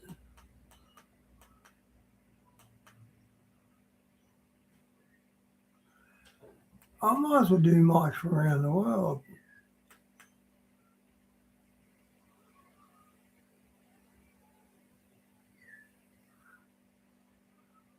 Where's the sound?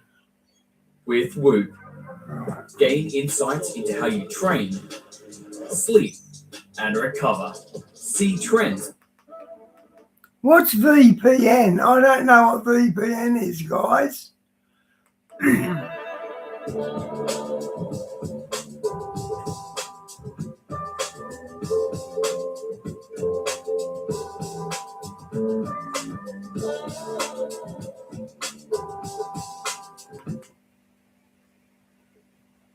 And but we're going to find out. Yeah, Planet X. Yeah, there was an. Oh, by the way, there's tornadoes now in Iowa and Missouri, as well as Illinois, Indiana, Ohio, and Pennsylvania, West Virginia. Now, the some of them they've moved Wow, that sounds like half your country.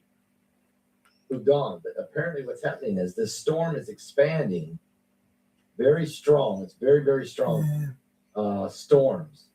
Okay, and they're expecting. We had a Category 5 cyclone the last couple of days. Just done some damage. But we're so used to it now, the damage doesn't even make the news. It's so sad. So, again, we're getting some dangerous, very dangerous weather out there. Be praying for everybody that's in the path of these storms. And Mike from around the world is probably looking for the email, but I can't send it because I don't have.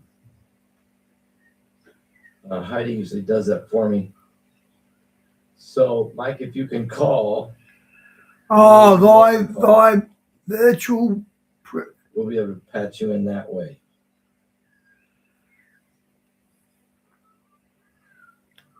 I've never heard that before.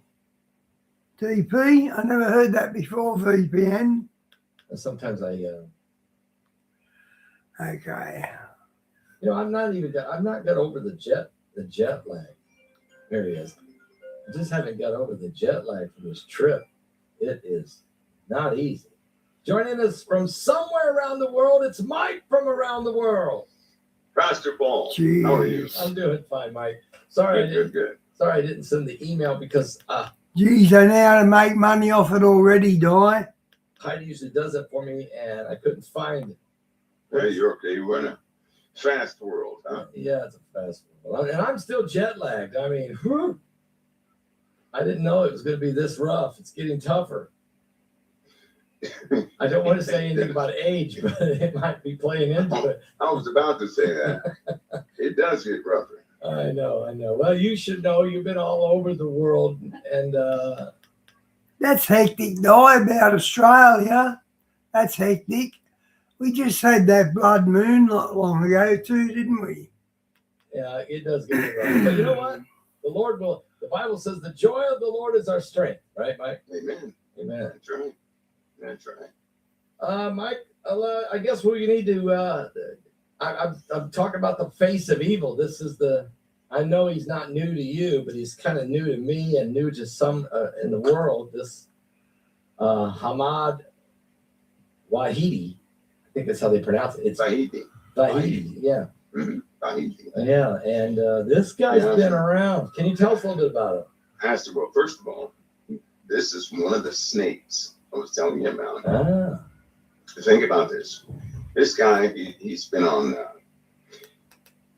I've read his fish reports and his TCOs and some settle reports and some human reports. Those are DIA intelligence reports. One is for foreign intelligence and transactional criminal organization reports. And his security environmental threat, he's on that list. And this guy has an extensive history along with 4 others. Now remember, he took command when his protege was killed. That was Pakpour when he was killed. Okay. That was the IRGC Ground Forces commander. So he takes that role. He was the guy in coordination all over the world in things you wouldn't believe.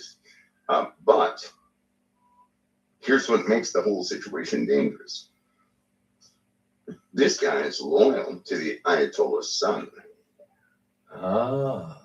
See, that's the problem. And guess what?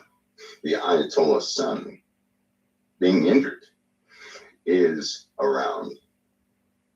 So because the son is still alive and injured, this guy they are best buddies. Yeah, the best buddies. He's a They're best loyalist. buddies. He's a real loyalist. Yep. I mean, he They're believes best buddies. this, right? Yeah, and he's not really with the Ayatollah, right? He's not really with all of the religious aspects of the Ayatollah. He just happens to be friends with the son of the Ayatollah. That makes the Ayatollah's son very dangerous. And if he goes away, this guy, Vahidi, will take he'll take control over the entire operation.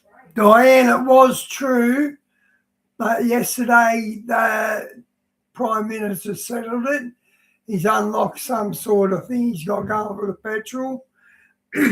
So the crisis is over, but it had to take the government to step in. And they actually did for a change. Of Iran, right? So leader. he will, that's right. That's exactly what he will become. So the only thing that's stopping that from happening is the Ayatollah's son, but there's a problem. The Ayatollah's son is not highly religious, right? He's the one that put together him and Vahidi, the nuclear program. His son tried to get his father to launch nuclear weapons immediately. Oh. Now just think of that. So his son will, if he gets his hands on nuclear weapons, you know what's happening. Right? He will also use chemical weapons. He'll also use biological weapons. These guys have no restraint. So the only thing restraining Vahidi, that general, is the Ayatollah's son. The Ayatollah's son is injured. He's injured, but he's still, around. So that's his only constraint, right? That's his only constraint. Now, the Ayatollah's son. My understanding is the Ayatollah died and the son's already assumed power, not weakly, like strongly. Also, right, here's something interesting. The Ayatollah's son is known to wear a blue turban. That ought to rattle some things. That'll come into play at some point. And what's the significance of the blue turban? Well, probably not the best of signs, right? He also has no regard of a woman. I heard that today. I didn't bring that up, but I heard that today. Now, what makes that so? What? Okay, so the new Ayatollah is into the sausage. He's not in the girls. Makes this so incredible, I guess you could say. In Islam? I mean, that's not. Yeah. That's No. work with Islam. And if you think about something, when it describes the Antichrist, right? Oh, he worships a god his fathers knew not. So the Antichrist breaks tradition with Islam and goes another direction. He worships a god his fathers knew not. Okay, now Mike, wait a minute. So if this guy is the Ayatollah Khomeini's son, if he doesn't worship the God of his father, if he is gay, and if he has a head wound and survives, does that start? Are we clicking off some of the checks here? Yeah. Now I'll take the head wound thing. Yeah. I don't know. That's one of those gray areas. Yeah, that's gray area. But I'm saying That is a this gray guy area. is injured, though. I mean, it just so happens to be injured. Yeah, he is injured. I do believe that head wound on the first beast, they had a deadly wound by a sword and did live. I do believe that's a country coming back. I do too. From the dead. That's what I believe. And it could be Iran. Andrew, but they're not hiding AI, they're bragging about it. A person. Yeah, because, you know, past Paul, there's longevity with Iran for a reason. And that started in Genesis 16:12 with Ishmael. Remember, Hagar and Ishmael. Yeah. But God made a promise to Hagar and Ishmael, specifically to Ishmael. God said that he would become a great nation, right? That's right. But that he would be like a wild donkey. Yeah. And he would be at odds with, he would be hostile, living hostile. Guys, do you think this is Ezekiel 38 war? A lot of people think it's Ezekiel war now. What do you guys think? I think it's got a bit of merit. Ability with all of his brothers. All of his neighbors. Right? Yep. So we also see that God will set his throne in that area at the end of things, right? So that promise continues, because although there was corruption within there, because 12 leaders were born from Ishmael, the Ishmaelites, and they were not, these guys were warriors. They were warriors. Of course, then Islam comes about, of which Paul warned about, and John warned about. But we still have the issue with Ishmael. So that fulfillment will come. But we're looking at a slow crawl towards Ezekiel 38 and 39, of course. We are. And that this is just one of those astonishing moments.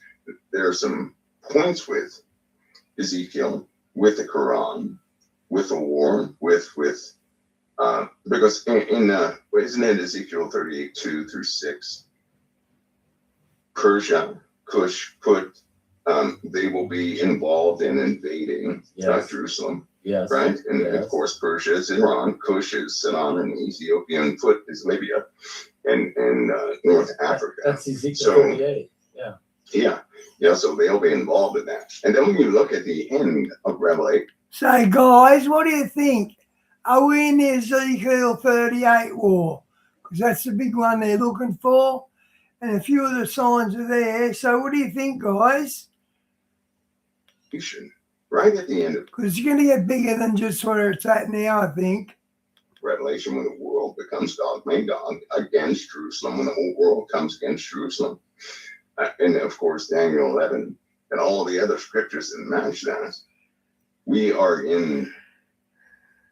further along in this thing. Than what people realize. You may have thought, But you just tied in. Okay, we already had Psalms 83, which means that's the confederacy against Israel. That's definitely happened and is in play now. So now what you're saying is we're standing here looking at, Ezekiel 38, where it's a slow crawl to it. We're definitely looking at Zechariah 12, is Jerusalem's a cup of trembling, and soon we'll become attacked. Okay, in Zechariah 14. Well, in that attack, you're going to have the 42 months at some point here that trampled underfoot. On the siege, right? You just brought up Daniel 11 again, and that's again how these nations are coming against it. You got Ezekiel 38, 2-6, talks about the nations that are. And then, so it's all coming. We are further. We're a lot further than what I think most theologians or biblical scholars are even recognizing. And certainly what the church is probably not recognizing is we're a lot further. And this thing is that, are we at a tipping point here? I mean, when President Trump, all right, so President Trump today announced that. Problem with grey hair, there is a solution. New Alberson Grey Attack. Didn't they just have a big meeting yesterday? The shampoo that makes grey hairs darker each time you use it. New Alberson Grey Attack. Fight for your hair.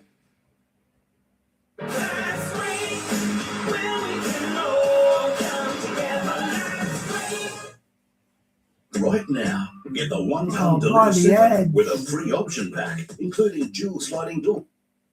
Okay, I'm not going to hit your infrastructure. I'm going to wait. We're going to pause till April 6th, which that is kind of like the after Passover and after Easter. Okay. Yeah. Is he doing that because he's still got more assets on the way or more allies coming? What's the purpose for that? Well, we have things on the way, but also he's going to hold off because, of course, he's going to regard Israel, right? Yeah. And certain holy days. Yeah. So he's going to regard that. So, I mean, the first guy that ever did that, nobody else ever did that, but he's going to regard that. So that is. He's recognizing the Passover. Yeah, and he's doing he is, which is quite important. Yeah, he is. And it's for all Christians, actually. Yeah. And, Pastor, I have to bring up another point. The rise of this figure, certainly in the book of Daniel, the Antichrist, you know how everybody says a president is the Antichrist, right? Yeah. The Antichrist is not elected. He's not elected. He comes into power through the death of the one before him. Oh. The first one in Daniel falls, right? Yep. And he's gone. He's dead. Then another one, a raiser of taxes, comes into play, and then he vanishes and cannot be found. Yeah. And then a vile person rises, to whom they will not give honor of the kingdom. That's how the Antichrist rises. Because Daniel specifically speaks of the Antichrist, who will negotiate with or have negotiations with the Middle East and go over all and start building up things in the Middle East. With this and with Islam out there, I don't know if people understand what Islam is. Islam is like a doorway to the second beast in Revelation, I'll say. Islam is a doorway because Islam, the Quran, it is the exact opposite of the Bible. Amen. I mean, yes, it is. Even written on the walls of the Dome of the Rock is a statement, right? What, Di? That speaks against the Trinity, speaks against Christ. And in fact, for any Diane, so are you saying they're locking up your money for 3 years in some cases? Is that what you're saying? anybody who's ever read the Quran, in Surah 157, it says they did not kill him, nor did they crucify him, but another was made to resemble him. Yeah. That's the exact opposite word. You know, John 2:22 states, anyone who denies Jesus Christ is a liar, an antichrist. Yep. Right? And then we have, it is denies even the divinity of Christ, because I believe Surah 112 says he is Allah, the one Allah, the eternal refuge. He neither begets nor is born, nor is there to him any equivalent or something like that. This girl is our Trump.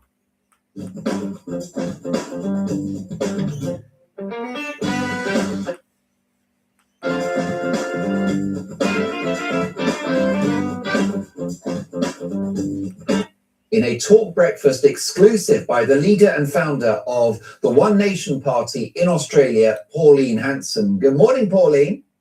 Good morning, Mark. Hello. A delight to have you on the programme. Can you tell us about the current state of Australia with its incumbent Prime Minister? How are things in Australia, economically, immigration, and all the rest of it? Well, Mark, good question there, because I feel that economically we're hitting $1 trillion debt. And on top of that, we've actually got mass migration. And 1 year between 22 and 23, they brought in 740,000 people. We've had the highest immigration levels into the country for 100 years, since the beginning of the last century. People are just fed up with the major political party, both of them actually, the Liberal and the Labor Party, and the Prime Minister is not really liked. But then again, we haven't really got a good opposition leader. I mean, they've just changed it again just a few weeks ago, the opposition leader in Australia. So it's dire straits. So it seems like the two main parties, we've got a similar issue here, Pauline, which is the uni party, whether it's left or right, the policies. Diane, every morning I wake up, after I check the news through the air, I check out what's on YouTube, and every day something's happening that's biblical or whatever, every single day. So, yeah, you're right there. They're broadly the same. Correct. So they haven't got policies. The coalition government here, because Labor is the government in Australia, so the coalition government, they haven't put out their policies. They've got no policies whatsoever. The people are fed up with the major political parties. There's no patriotism in Australia anymore. They're fed up where the country is headed. They're worried about the future generations. We've got people living in poverty. They can't access decent healthcare, housing. There's the shortage in housing is just terrible in Australia. And the people have had a gutful of the major political parties. They're looking for change. And it's my understanding, Pauline, that legal immigration is proportionally higher than across most of the free world, including the United Kingdom. Why have the establishment opened the borders to such an extent? I think it's to prop up the GDP, gross domestic product in the country. So they've overspent beyond their means. You know, the credit card just comes out all the time, putting it on the credit card. We can't afford it as a nation. And we're paying about $50 billion a year, about $50,000 every minute on our interest alone. So we can't cope with that anymore as a nation. No, and mass immigration, Pauline, that's cooking the books, isn't it? Because it creates temporary economic growth, but not per head, not per Australian, not per Brits. No, we go backwards in Australians. So, you know, years ago you could buy a house with about 3 times your wage. Now it's 14, 15 times your wage to actually buy a house in Australia. So the median house price is $1 million plus. And that's how expensive it is. And young Australians can't afford it. To find $100,000 just as a deposit, it's out of their realm. They can't afford it. And the foreign investors in this country is out of control, which I want to stop foreign investment in Australia, not only of our housing, but also of our land, prime agricultural land. Why is common sense so absent from the Australian political establishment? Hey, it's not Australia. I think this is a worldwide problem, don't you think? Yeah. It's happened in Britain. You've got so many problems over there. And all I got to say to people out here, I don't want Australia to become like Britain. I think we're only a matter of years behind Britain and what's happened over there. And that's my argument. I don't want Australia to become like Britain. Look, my grandparents came from Britain. I love England. I love traveling over there. And I think it's a beautiful country. But I just don't want Australia to become the way that Britain has. Well, I think it's damning, Pauline, that you've said that you are worried that Australia will become like the United Kingdom. And how would you characterise the perception of Britain? Bobo, Australians were the first ones to defeat Germany in World War II. Then after doing Germany, they went into the jungles and beat the Japanese.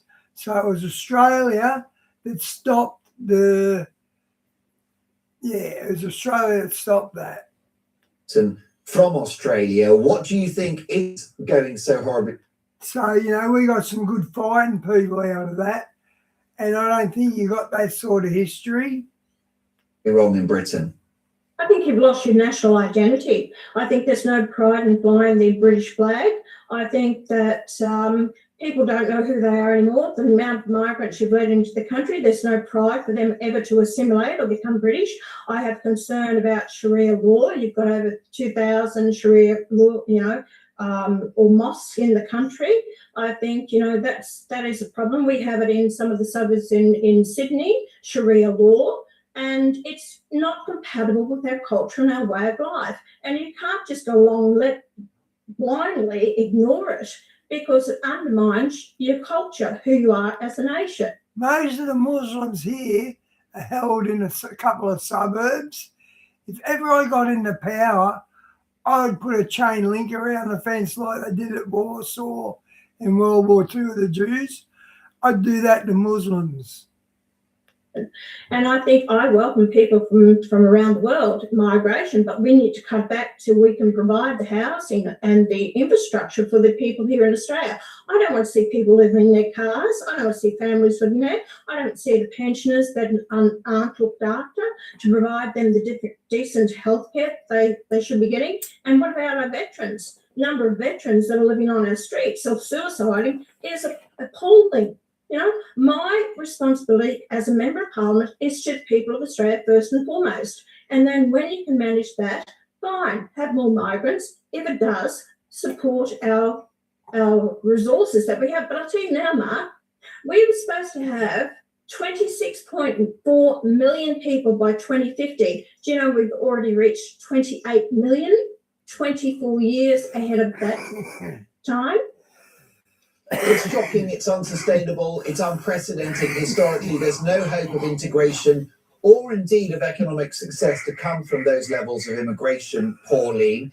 Are we now in a situation, given the fact that you're a very significant political figure in Australia, that in fact you feel sorry for Britain, that you pity what's happened to Britain? I really do. I feel for the people over there that they've lost hope in themselves. Look, all those migrants, I see the refugees that were put in the hotels and accommodations, people were on the streets, they're protesting over it. I see the crime that's happening on the streets, and the rights of those migrants are above the rights of the British citizens. I saw one councillor there in an interview said, I was born and bred. As soon as she said it, she put a hand over her mouth. Oh my God, I shouldn't have said that. What the hell is happening over there? That just upsets me so much. And that's why I'm determined that will not come here. And I will keep standing up for Australia, the values here. So if you want to come here, you give your loyalty to this country. Don't use our laws to change our culture and a way of life and our laws to suit yourself. Don't come here. Guys, her statistics were pretty average before the Bondi killing. And after the Bondi killing, the assassination where 14 Jews got killed, our Prime Minister didn't even have the guts to front the Jews straight after, but she did. So her political rank, she's not far behind the leader now. She's got rid of all the others, the Teals and the Greens and all that. And she could go after Labor. Pauline, I agree with every syllable of what you've said. How much support do you have from the Australian public in your ambition to close the border, to have sensible immigration, to have a sensible energy policy, and to bring back common sense? How significant is your support now electorally? Well, at the last election nationally, we increased double the vote, number of representation on the floor of the Senate. So we did that. And from that election, we had only 6.5% nationally the vote. Now our national vote is up to 28%. And some seats were even outpolling the coalition. We're going to an election by-election, first federal by-election since then, and it'll be in about 9 weeks' time. We're in the low 30s. The coalition is on 20% and the National Party on 10%. Now, we're way above them, and the Labor Party even aren't going to stand a candidate.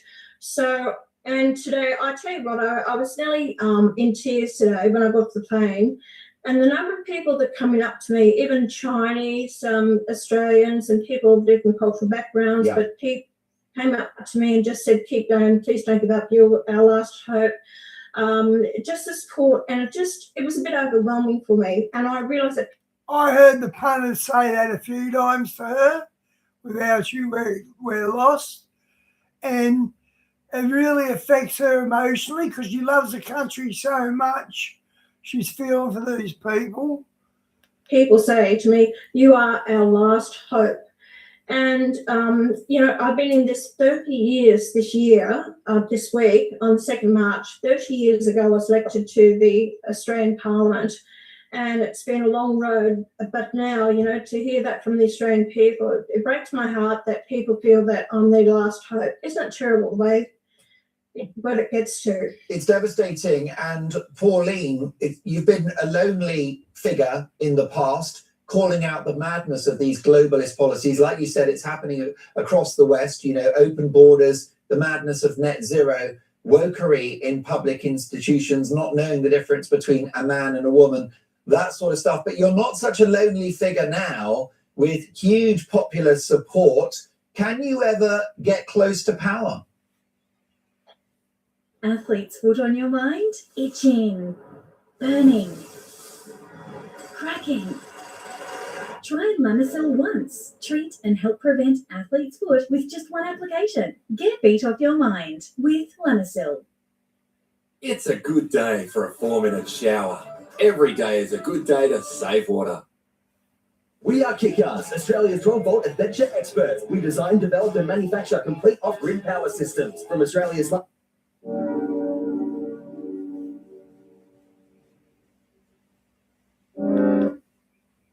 I think the possibility is there. If we can win the seat of Farah, it's going to put a real strong message out to both the major political parties. We're both worried about the Labor Party, are very interested and scared about the rise of One Nation, because we're not just taking the coalition Conservative vote, which we are a very conservative party. I'm not extreme by no means. But even the Labor Party, they're losing voters. And a lady said to me today, she said, "I've always voted Labor." She said, "No more, I'm voting One Nation." So we're pulling the votes from both sides of politics. It's going to be very... I always voted Labor until they let these two guys in, Prime Minister and Deputy Prime Minister, and they opened the votes up. So ever since then, I've written Labor off, and I actually vote One Nation now. I did last election anyway. Interesting how this vote goes in the seat of Farah. It's been a lonely place for you in the past, and you've shown political courage, political will as well, Pauline. Have you paid a personal price for your position and your wider comments? Have I paid a price? I know that years ago in 2003, I did 11 weeks in prison in maximum security as Australia's first political prisoner. That was started by the former Prime Minister, Tony Abbott, before he became Prime Minister of the country. It's had its ups and downs, but, I love my country. I feel for the Australian people, and if I'm not there speaking up for them, who will? Because these politicians just get so comfortable on those green leather chairs and the red leather chairs and don't really understand how important their job is to represent the people of this nation without fear or favour. And that means having a voice, because the people out there they haven't got a voice, and they're depending on us to give them that voice and speak up on their behalf. I take that with, so much dedication and respect for the job that I have, and I'm not going to back away. I don't back away from what I truly believe, and I've been the first one to come out against the COVID injection, the first one to oppose the voice, the first one to back away from this net zero climate change rubbish that's been foisted upon us. So and people respect me now because I haven't backed away from it. I'm consistent with my policies, with my message, and I stand firm, and they trust me. And Pauline, you are not a career politician. You've lived in the real world, which is at the heart of your political philosophy. Yeah. Well and truly I have. You know, I've married at 16, my first child at 17. I've had 4 children. I've been a single mother most of my life. Since 87 as a single mother rearing my 4 children by myself. I've run businesses. I've had cattle. I've had a plumbing business with one of my husbands. So, employing staff and apprentices. So I've had a wide range of jobs and different things that I've done. So I'm a grassroots person. And I'll never, ever forget that. I've had my hard times, and that's why I can relate to people out there who are doing it tough. Now, Pauline, many of my viewers and listeners tell me on this programme they feel that Nigel Farage, the leader of Reform UK, is Britain's only hope. I understand you've spent some time with Nigel. What do you make of Nigel Farage and the Reform project? I like Nigel. When I've spoken to him, I saw him the first time when he came on his trips to Australia, and I sat down and I had a talk with him. I've met him again at Mar-a-Lago at dinner one night, and I sat down with him as well. And I think Nigel has the heart of Britain, I think he is concerned about mass migration, what's happened in Britain, and I think we're very much on the same page. And it's up to the people out there. Value policies, understand and research for yourself. Don't believe what the media will tell you. Understand the person, listen to them personally, because the media and self-interest groups and those aggressors out there will actually try to pull you down and distort the true message. People must really go and research yourself. Is Nigel Farage the person for you to lead what your interest, where you want your country to go? You've got to research that. And why have the Australians... That's the first time I've heard that. A politician say research something to back up your claim. She's in fresher breath of air. Abandoned the importance of national identity and patriotism? I think the policies over a period of time, our Prime Minister, Anthony Albanese, tried to introduce a voice to Parliament, and that was an Aboriginal voice. So it's like a separate Parliament with Aboriginals who will look at legislation and approve it before it comes before the Parliament. And what they don't say here is the Aboriginal can stop it going through Parliament. He's got the right to say whether it's law or not. We're so dirty on him doing this. We have elections here, so anyone can stand for elections. Now we have about 11 members that are elected to Parliament of Aboriginality. Now, that's a process that's fair and equal. People around the country, over 60%, rejected the voice to Parliament, which was divisive, and that's exactly what it was. It's dividing our nation again. Other things that have happened, the mass migration, bringing people in, I think they're bringing a lot of people in purely for the vote. They actually open up the floodgates to bring in people from Gaza. A lot of these people have a different mindset. It's called it terrorism, be it Hamas in their own country. Who we bring into the country, I think we have to be mindful of who we bring in. And most definitely, and it's obviously particularly raw at the moment, Pauline, following the awful Bondi Beach attack at the tail end of last year, which was absolutely devastating for the people of Australia, a truly horrific incident. What are your thoughts about the threat of radical Islam in Australia? Because it's something that we're grappling with here. I think we shouldn't take our finger off the pulse for that and don't disregard it, because I think we should know what's going on. I personally, after what's happened at Bondi, we've had other terrorist attacks previous to this, but Bondi was a big awakening to a lot of Australians, and we have to ensure that who we bring into the country are going to be part of this nation. Don't bring your hatred here, don't bring your ideology or your beliefs to this country that is incompatible with the Australian way of life. Like I said, I don't agree with Sharia law. I don't think it is compatible with our laws in Australia. And therefore, I will continue to speak out against it. Have you been demonised by the political and media establishment, Pauline? Have they tried to characterise you as an extremist or far right? Of course, my whole 30 years, constantly, it never stops. I'm a threat to them. Your media here are so lefty, they really are.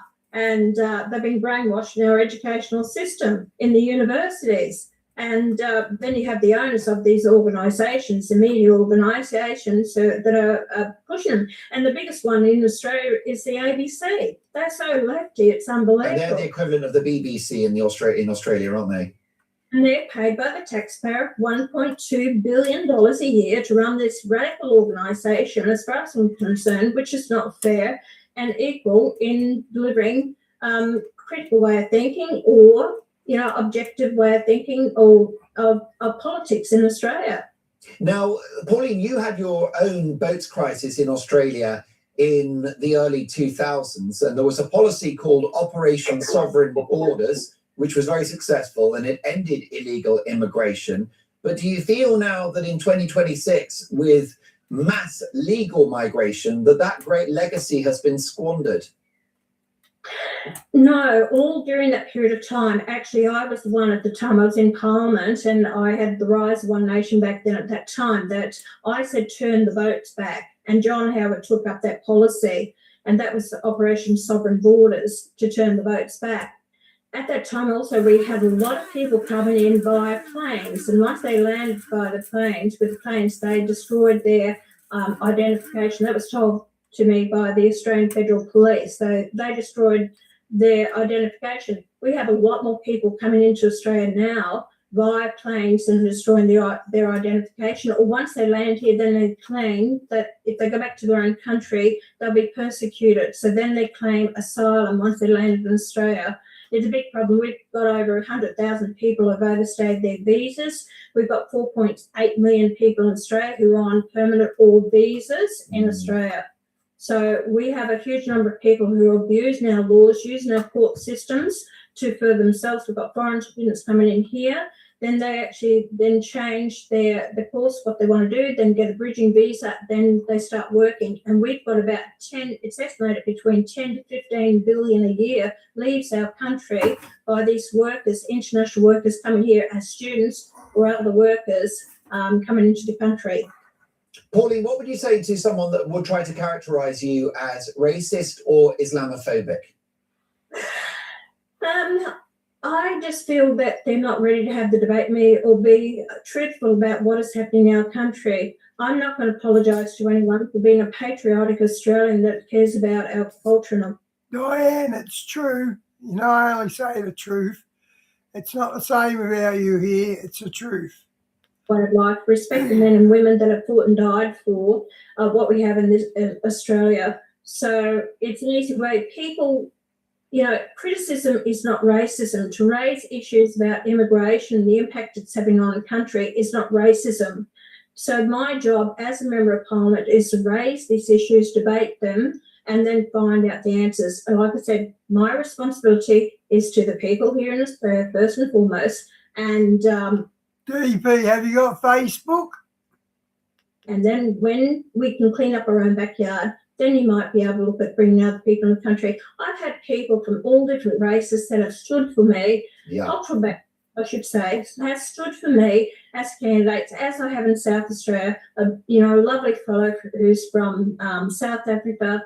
He's actually standing for candidate. I've had a Muslim stand for me in one of the elections. I've had Indians, I've had Chinese, I've had all different cultures. So, okay, DP, send me a friend request. Colin McIntosh.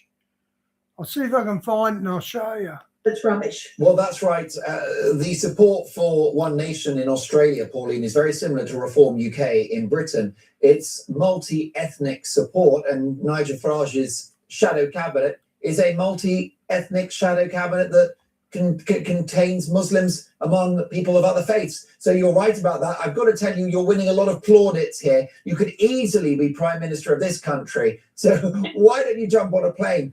This from MQ, sanity will prevail. What a woman Pauline is.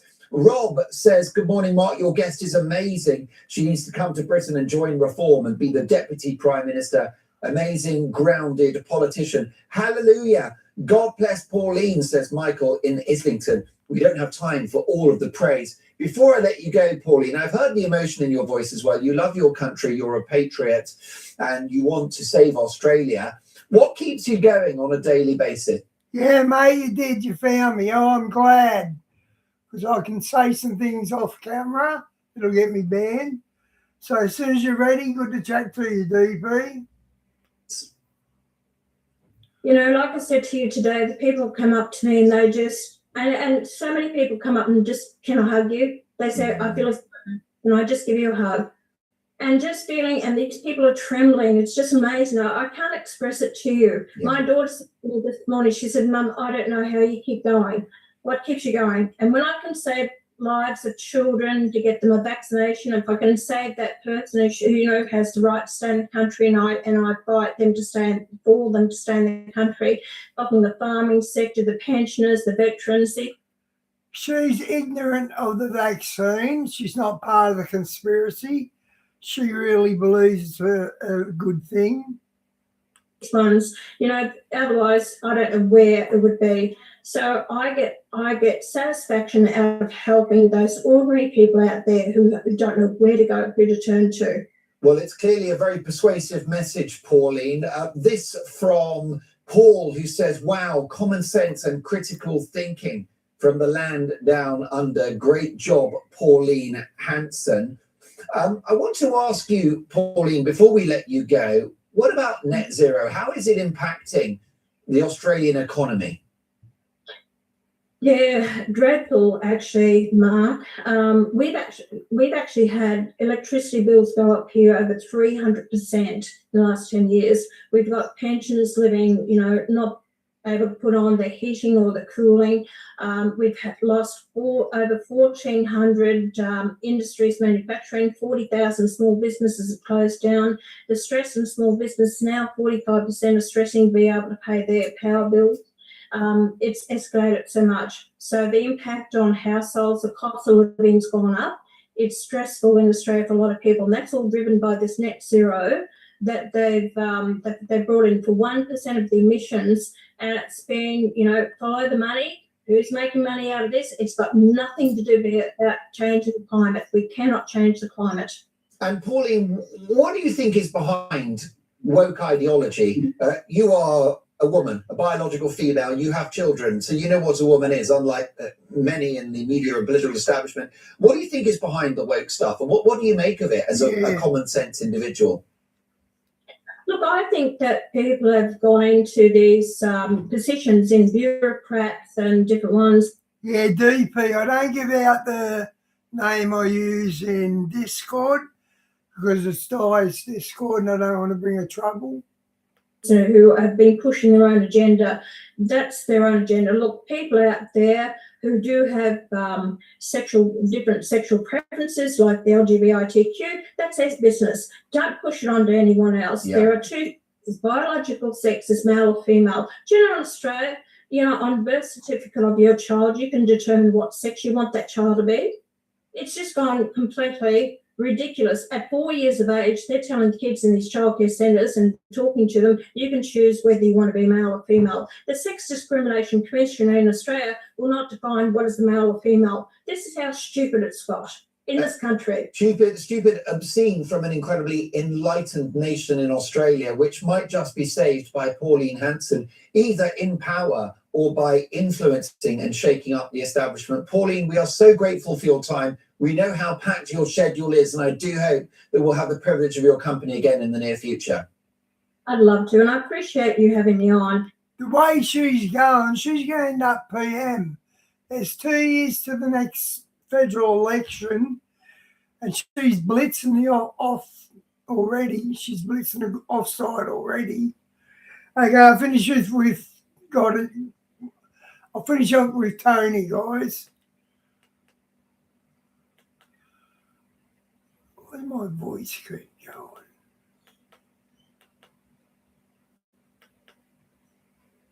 That's Lord of the Rings. We got a bunch of insanity with new things.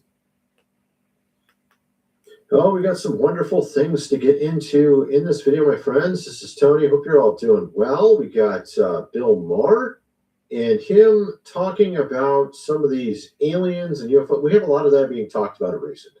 We're going to get into that. We had also Vance talking. Oh, DP, we can team up and go and debate the guys I debate. I debate the lefties and the Catholics, and they really hate me. We can gang up on them. About that, we got a weird video of Jim Carrey that Stephen Baldwin showed. We'll get into that. We got Lord of the Rings. We got a bunch of insanity with new things being seen in the skies over the last day that we weren't able to cover yesterday. We got red, orange skies in some places. Lots of insanity. Let's just get in. Oh, we also have cash apparently getting hacked. We'll get into that as well. So we got a ton of stuff. Let's just get going here. We'll start with Lord of the Rings. We got here a critical drinker talking about their pick of Stephen Colbert to help write the story. Just like McCoy here, it's time to face my deepest pain. Last night, Peter Jackson took to the internet to announce yet another Lord of the Rings film project that nobody asked for or wanted. And this just went shit. Nobody asked for it. So actually, why don't I get somebody else to explain it? Because we've got a very special partner that we're working with. And you can see for yourself. Hang on. There we go. Hello. Hi, Peter.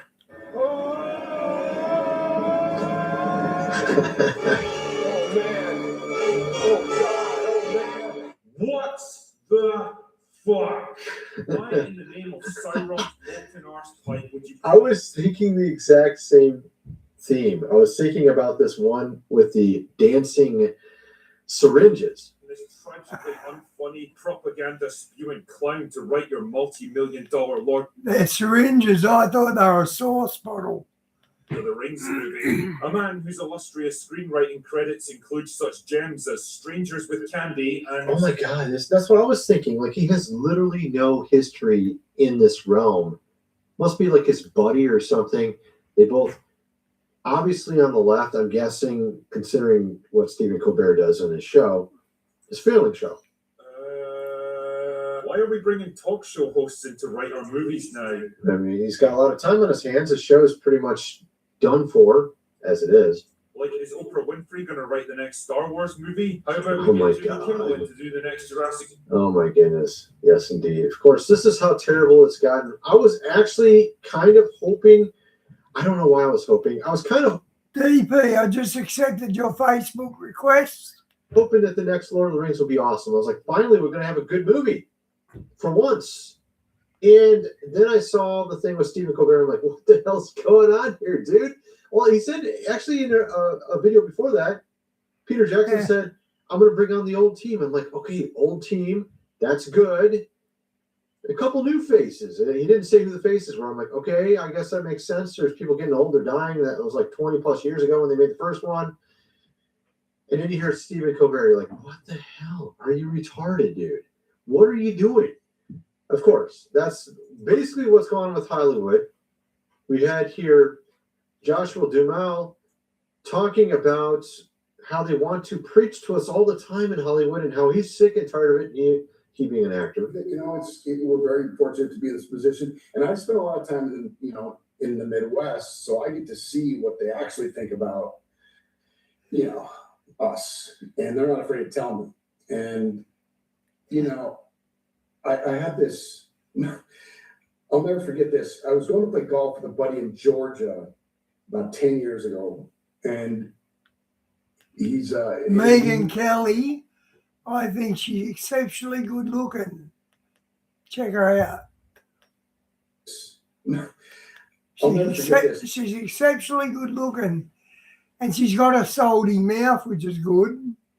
I was going to play golf with a buddy in Georgia about 10 years ago. And he meets me at the airport with a t-shirt that says, nobody cares what actors think. And I was like, damn, that's really funny. That's really good. And that always stuck with me because it's true. They don't, on my job. Yes, literally no one gives a crap what they think. And I mean, that is really what it is.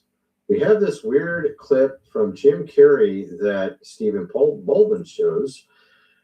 I don't know where he got it from. This is kind of weird. Let's just watch this. This is kind of crazy. Do I have your attention now? What the hell, man? Let's pull that back. Let's actually make it zoomed in here.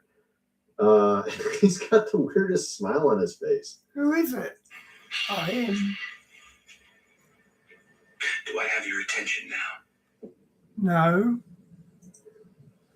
What? Okay, now this makes it even more crazy considering the recent appearance of Jim Carrey at that French, whatever it was, movie awards or something. And it looks nothing like him when he was there. We know it wasn't him. It was probably some guy that just tried to look like him. We were wondering what the hell happened to Jim Carrey.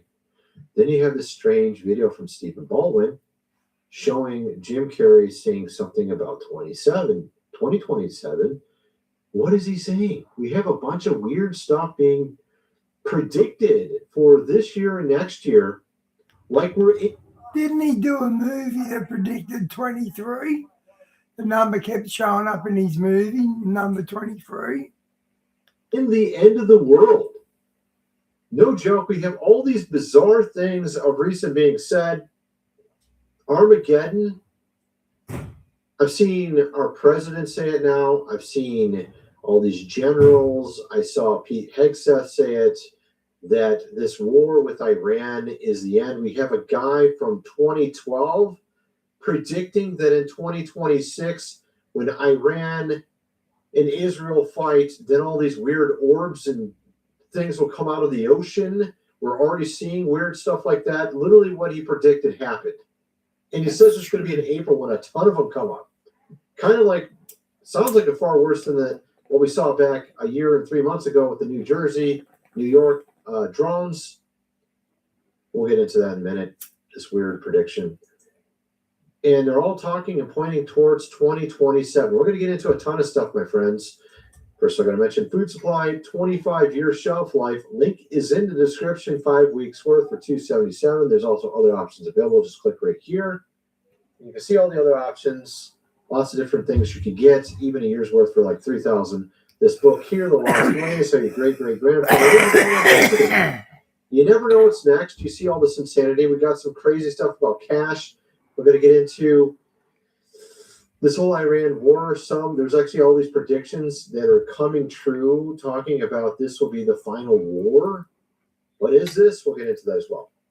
Also, check out all my other social media link below. I'm on X. Apparently, there's a guy. You won't see him in the shower, though, Diane. I wasn't even going to talk about it. My voice goes every time I stream. I don't know why my voice goes. This. It went viral on X yesterday. It's obviously not true, but it was interesting at the time. Apparently, someone who claimed to be this guy, still alive, 128-year-old Argentinian guy, claiming to be him. And of course, obviously, if you actually look at the date of his birth, I think he'd be 130-something years old if he's still alive. But so I don't think it's the guy. But I just thought it was really kind of hilarious. Boys in Brazil, they done a, what do you call it? The boys of Brazil, what was that called? What if he was alive still, and he got on X and saw everybody still arguing about him 130 years after his birth? Yeah, kind of crazy, actually. So I just thought that was kind of funny. So that was yet another insane thing that happened yesterday night. You had here Bill Maher is so close to figuring it out. I just don't understand the American economy. I really don't. I don't understand how there could be so much wealth and pay so much in taxes and it doesn't seem to get to the people. Well, of course, I know why. They're stealing it. It's like with USAID. Andrew, I try not to roll Bobo up. I try not to roll him up. I don't even mind doing it. Over half. Always have. Way over half. I've never read about the homeless getting better. Anything getting better, at least not in a city like Los Angeles, California. Yes, indeed. I mean, it makes sense.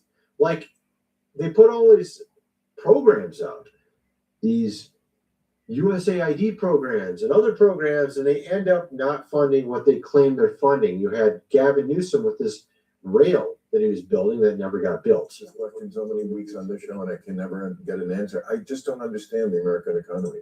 Exactly, man. I mean, we also got other clips of him as well.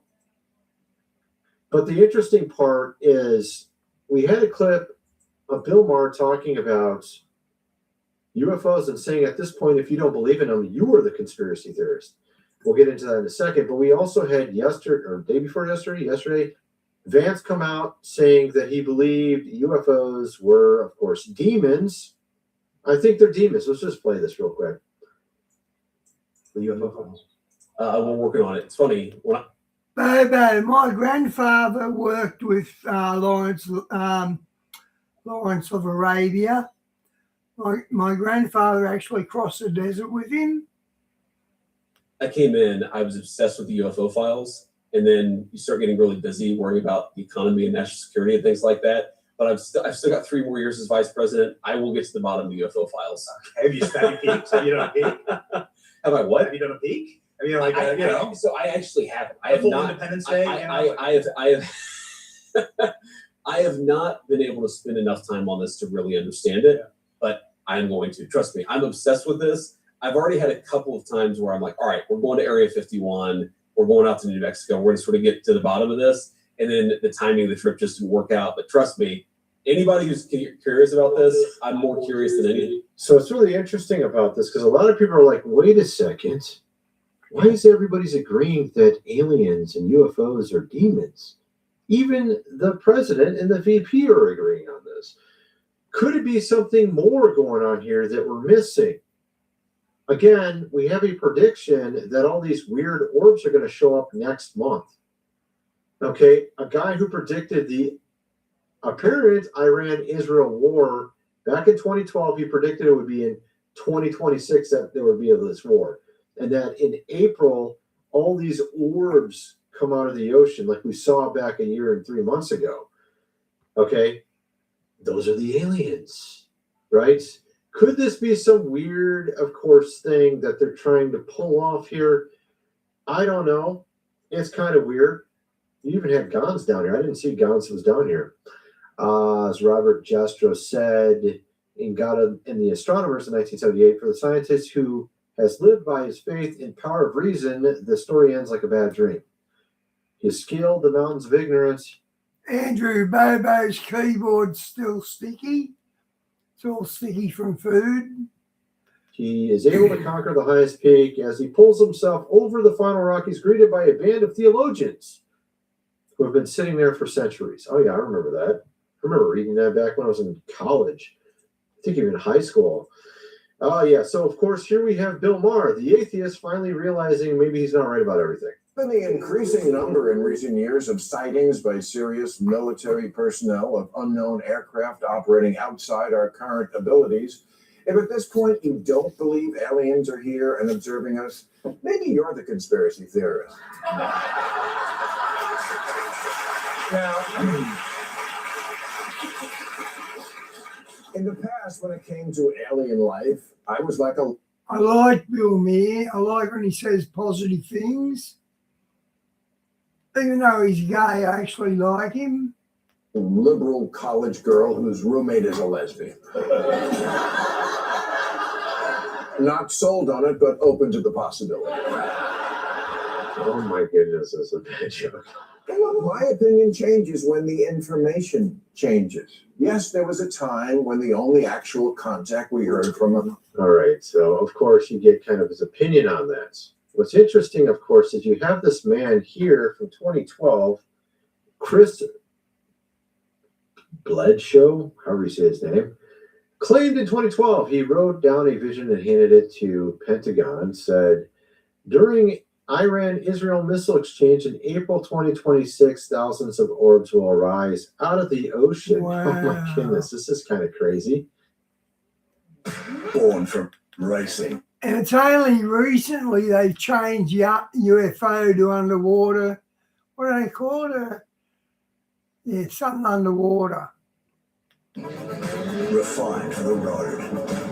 Performance you can feel. I reckon there might be giant sea bases under the sea for the UFO dudes. Legendary V8 power. This is Corvette.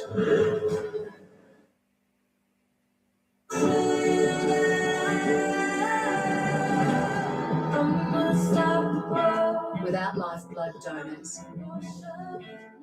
all of this would have gone unheard. Need faster speed, higher uptime, and great support for your website? Migrate to SiteGround for free. Get lightning fast speed, 99.9% uptime, 24/7 expert support, and a 30-day money-back guarantee. Good, better, SiteGround. Australian natural gas can provide. Let's play this. To the Pentagon in 2012 when I told this. Okay? 2012. One thing she told me was, when you see Iran and Israel exchanging missiles, and I saw it, the way she tells me is a vision of, I see it like a living picture screen. I could see the rockets flying. Then all of a sudden, orbs appeared out of the ocean and everywhere. Great. And I told the government, if this happens, the orb's going to appear and wake people up and stop it. That's what she told me. April 2026. Yeah. And okay, you've put yourself in it there, Chris. There's going to be Chris Bledsoe says April 2026. Apparently, looks like he's probably right. I mean, we already have the Israel-Iran war going. We've already had weird sightings of orbs, both in Israel and Iran, and also in America of recent. Actually, he's got 1 month left not even a month. We have a few days left till April, right? Actually, it's already coming true what he said. It's literally coming true. Of course, we have all these weird orbs and drones and whatever else. Some are saying it could be planes, who knows, flying around. And we actually have numerous of new ones, by the way. There's one. Now, I don't know what this is. This was in Texas. Some are saying it could just be a plane with like fireworks on the side or something. I don't know. Yeah. But what's weird is it actually changes. Some of these that look like this change to orbs afterwards. So it's kind of weird. I don't know what to make of that. But we have other ones as well. Apparently, this is a new one from Trinidad, Tobago, from 325. Stephen Burns put this out. You can see it flying overhead there. Could it just be a meteor? We don't know what it is. Of course, this time of year is not good, a good time for me. Or it's not like there's plenty of meteors going by right now, according to Stephen Burns, right? I'm sure you've seen him here on YouTube. We have other ones as well going on. Last night, fireball in Florida. That's kind of weird. Let's see if we can get on the screen a little bit better. This is weird, dude. What in the world? Goodness gracious. I saw another one there's another one I saw the other day as well. They're saying this is a Chinese rocket booster. We don't know if that's the case. Someone's claiming that's what it is below. A Chinese rocket booster. Then we got another one. This is kind of strange. A 1-ton object just slammed into Texas at 35,000 miles an hour. NASA doesn't want you seeing this. The woman goes straight to the Fireball database, and the timeline has people asking questions. March 21st. Logs an object over Texas, 35,000 miles an hour, releasing energy equal to 26 tons of TNT. She says, internally, these are called Chicken Little events, objects that survive re-entry and hit the ground.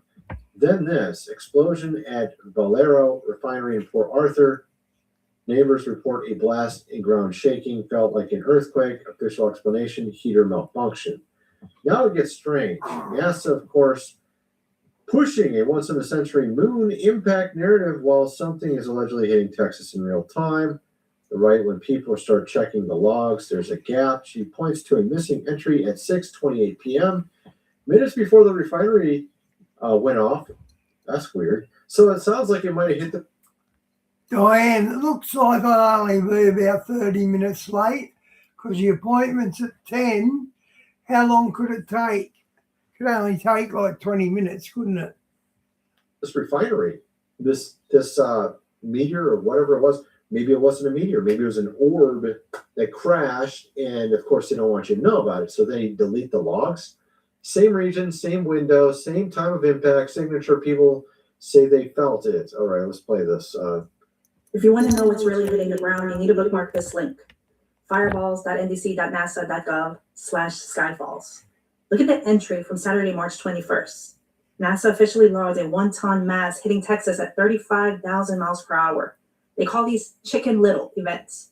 That's their internal term for objects that survive re-entry and hit the dirt. This specific strike released energy of 26 tons of TNT right over Houston. Now look what happened yesterday at Valero Refinery in Port Arthur. A massive explosion rocked the coast. Neighbors didn't just hear a blast, it shake like an earthquake. Can't Now, stop official it. story You're is that making heater a malfunction. laptop, bro. The timing is a massive red flag. Can't NASA usually stop. updates this database every morning Stop, at 8 mate. a.m. Go. We're waiting for the log from 6:28 Go. p.m. yesterday. That is exactly 2 minutes before the Valero explosion was reported. If a secondary so-called asteroid hit the marshland near Port Arthur, it would trigger the exact seismic vibration the neighbors reported. NASA is currently pushing a once-in-a-century story about the moon impacts. So that's kind of ironic, right? So it sounds like that might have been what it actually was. Something actually hit the refinery from space. Then we got this here. We got an apocalyptic sky just turned red and people are starting to panic. Entire town swallowed in red haze in Western Australia as a powerful cyclone pushes massive dust clouds inland, turning the sky blood red and orange. Daylight erased in minutes. Air turned thick enough. That's the one you talked about, Di. The red sun. Breathable. Oh, wow, that is really. I missed it. That's crazy looking. Look at that. Dang, bro. That's some red right there. Wow. Orange and red. Colors of hell. We saw this in New York a couple years back. I did a video and it was actually from the Canadian wildfires back then. This is something different. This is from a cyclone in Australia. You can see Shark Bay turned bright orange as residents brace for impacts of, what was that? Bracing. Severe tropical cyclone, right? Okay. That makes sense. So you got that one as well. So all these things happening at the same time. And it's really bizarre, some of these stories I'm seeing. Got a lot of weird stuff going on right now. We have this, this has got to be a comedy act. This has to be, because this is so bizarre.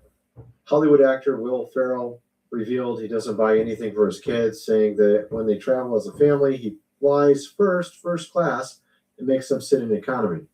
They got to earn it. Okay, let's just play this. I won't pay for like stuff for my kids. They gotta, like food and clothing. They gotta earn it. What? How? Yeah. How would they? Why? They just gotta figure it out. It's part of life. But you don't. I don't what? You don't tell them like how to. No, figure it out. I had to. You did? Mm-hmm. And I'll like, if we take a family trip, yeah, I'll sit in first class. Oh, and my kids will sit. They'll sit not only in coach, but on a different airline. Okay, he's chewing them up now. This guy's just chewing them up. Not even on the same flight. What airline? I'll make sure it's a red eye. They'll get the cheapest fare. Yeah. Wow. Yeah. They only get to fly Spirit. Spirited. This has got to be a joke, man. Yeah, I knew it. He's taking a piss. I knew it. Of course, getting over to Cash Patel, I'm sure you want to know what got hacked in his emails. Apparently, his Telegram was released after his emails got hacked. And apparently, there's something people noticed about his Telegram account. You will notice that he has a certain flag before the United States flag right there. That's kind of weird. What's going on there, Cash? I think you're not exactly vested fully in our country. Is that what that is all about? I don't know. Yeah, so you got that guy getting hacked, his emails getting hacked. Apparently, lots of really vain, retarded stuff in his emails. You can see here him smelling cigars, just, I don't know, what is this? He's just kind of laying back and acting like he's resting or something. You can see all these weird pictures of him. seems sort of self-absorbed, I guess. Maybe that's the right way to look at it. Into taking pictures of himself as well, as you can see right there. See if we can get it down on the bottom here a little bit more. He's got himself like standing in front of cars as well. If I can get that on the screen. Where's that at? One of these will show it. There we go. Standing next to a nice car. Of course, there's other things in the emails. I've heard, I can't verify it, but there's some pretty crazy stuff that people are saying are in the emails as well. I saw it on a channel, though, that's on X that I just don't trust because the guy seems to come up with the most insane stuff every time he does a documentary or whatever you want to call it. But they're claiming that there's information in it about the island, about Jeffrey, and him hiding it and being complicit. I don't know if it's in there or not. Maybe not. I don't know. But I've seen some weird stuff being said regarding these emails. So this is just his personal email address that got hacked, apparently, not his government email.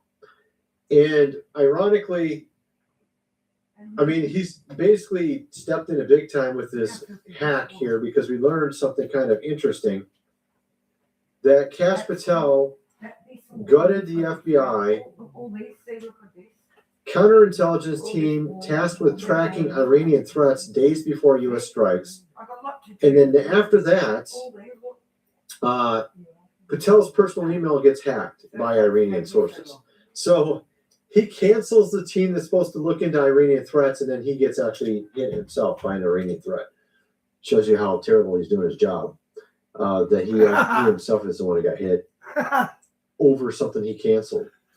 Anyway, you get the idea. So then you got this. We got some other insanity. I haven't had a chance to look fully into the whole Kash hacked emails, but I can't verify some of the other stuff I've seen yet. So, but there is some other stuff people are saying. I don't know if it's true or not.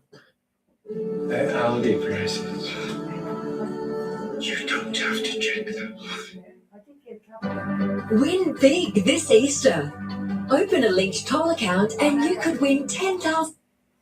You got this as well. Canada coming up in the news now. Woman with back pain goes to the hospital horrified that the doctor offered her a chance to, off, of course, herself. You got back pain? Oh, here, you can just take yourself out. You don't need to be around anymore. It's just kind of ironic because, like, everyone gets back pain eventually. You just, like, you sleep wrong or you just, like, whatever, you hurt your back picking something up, whatever it might be, right? Especially if you're older.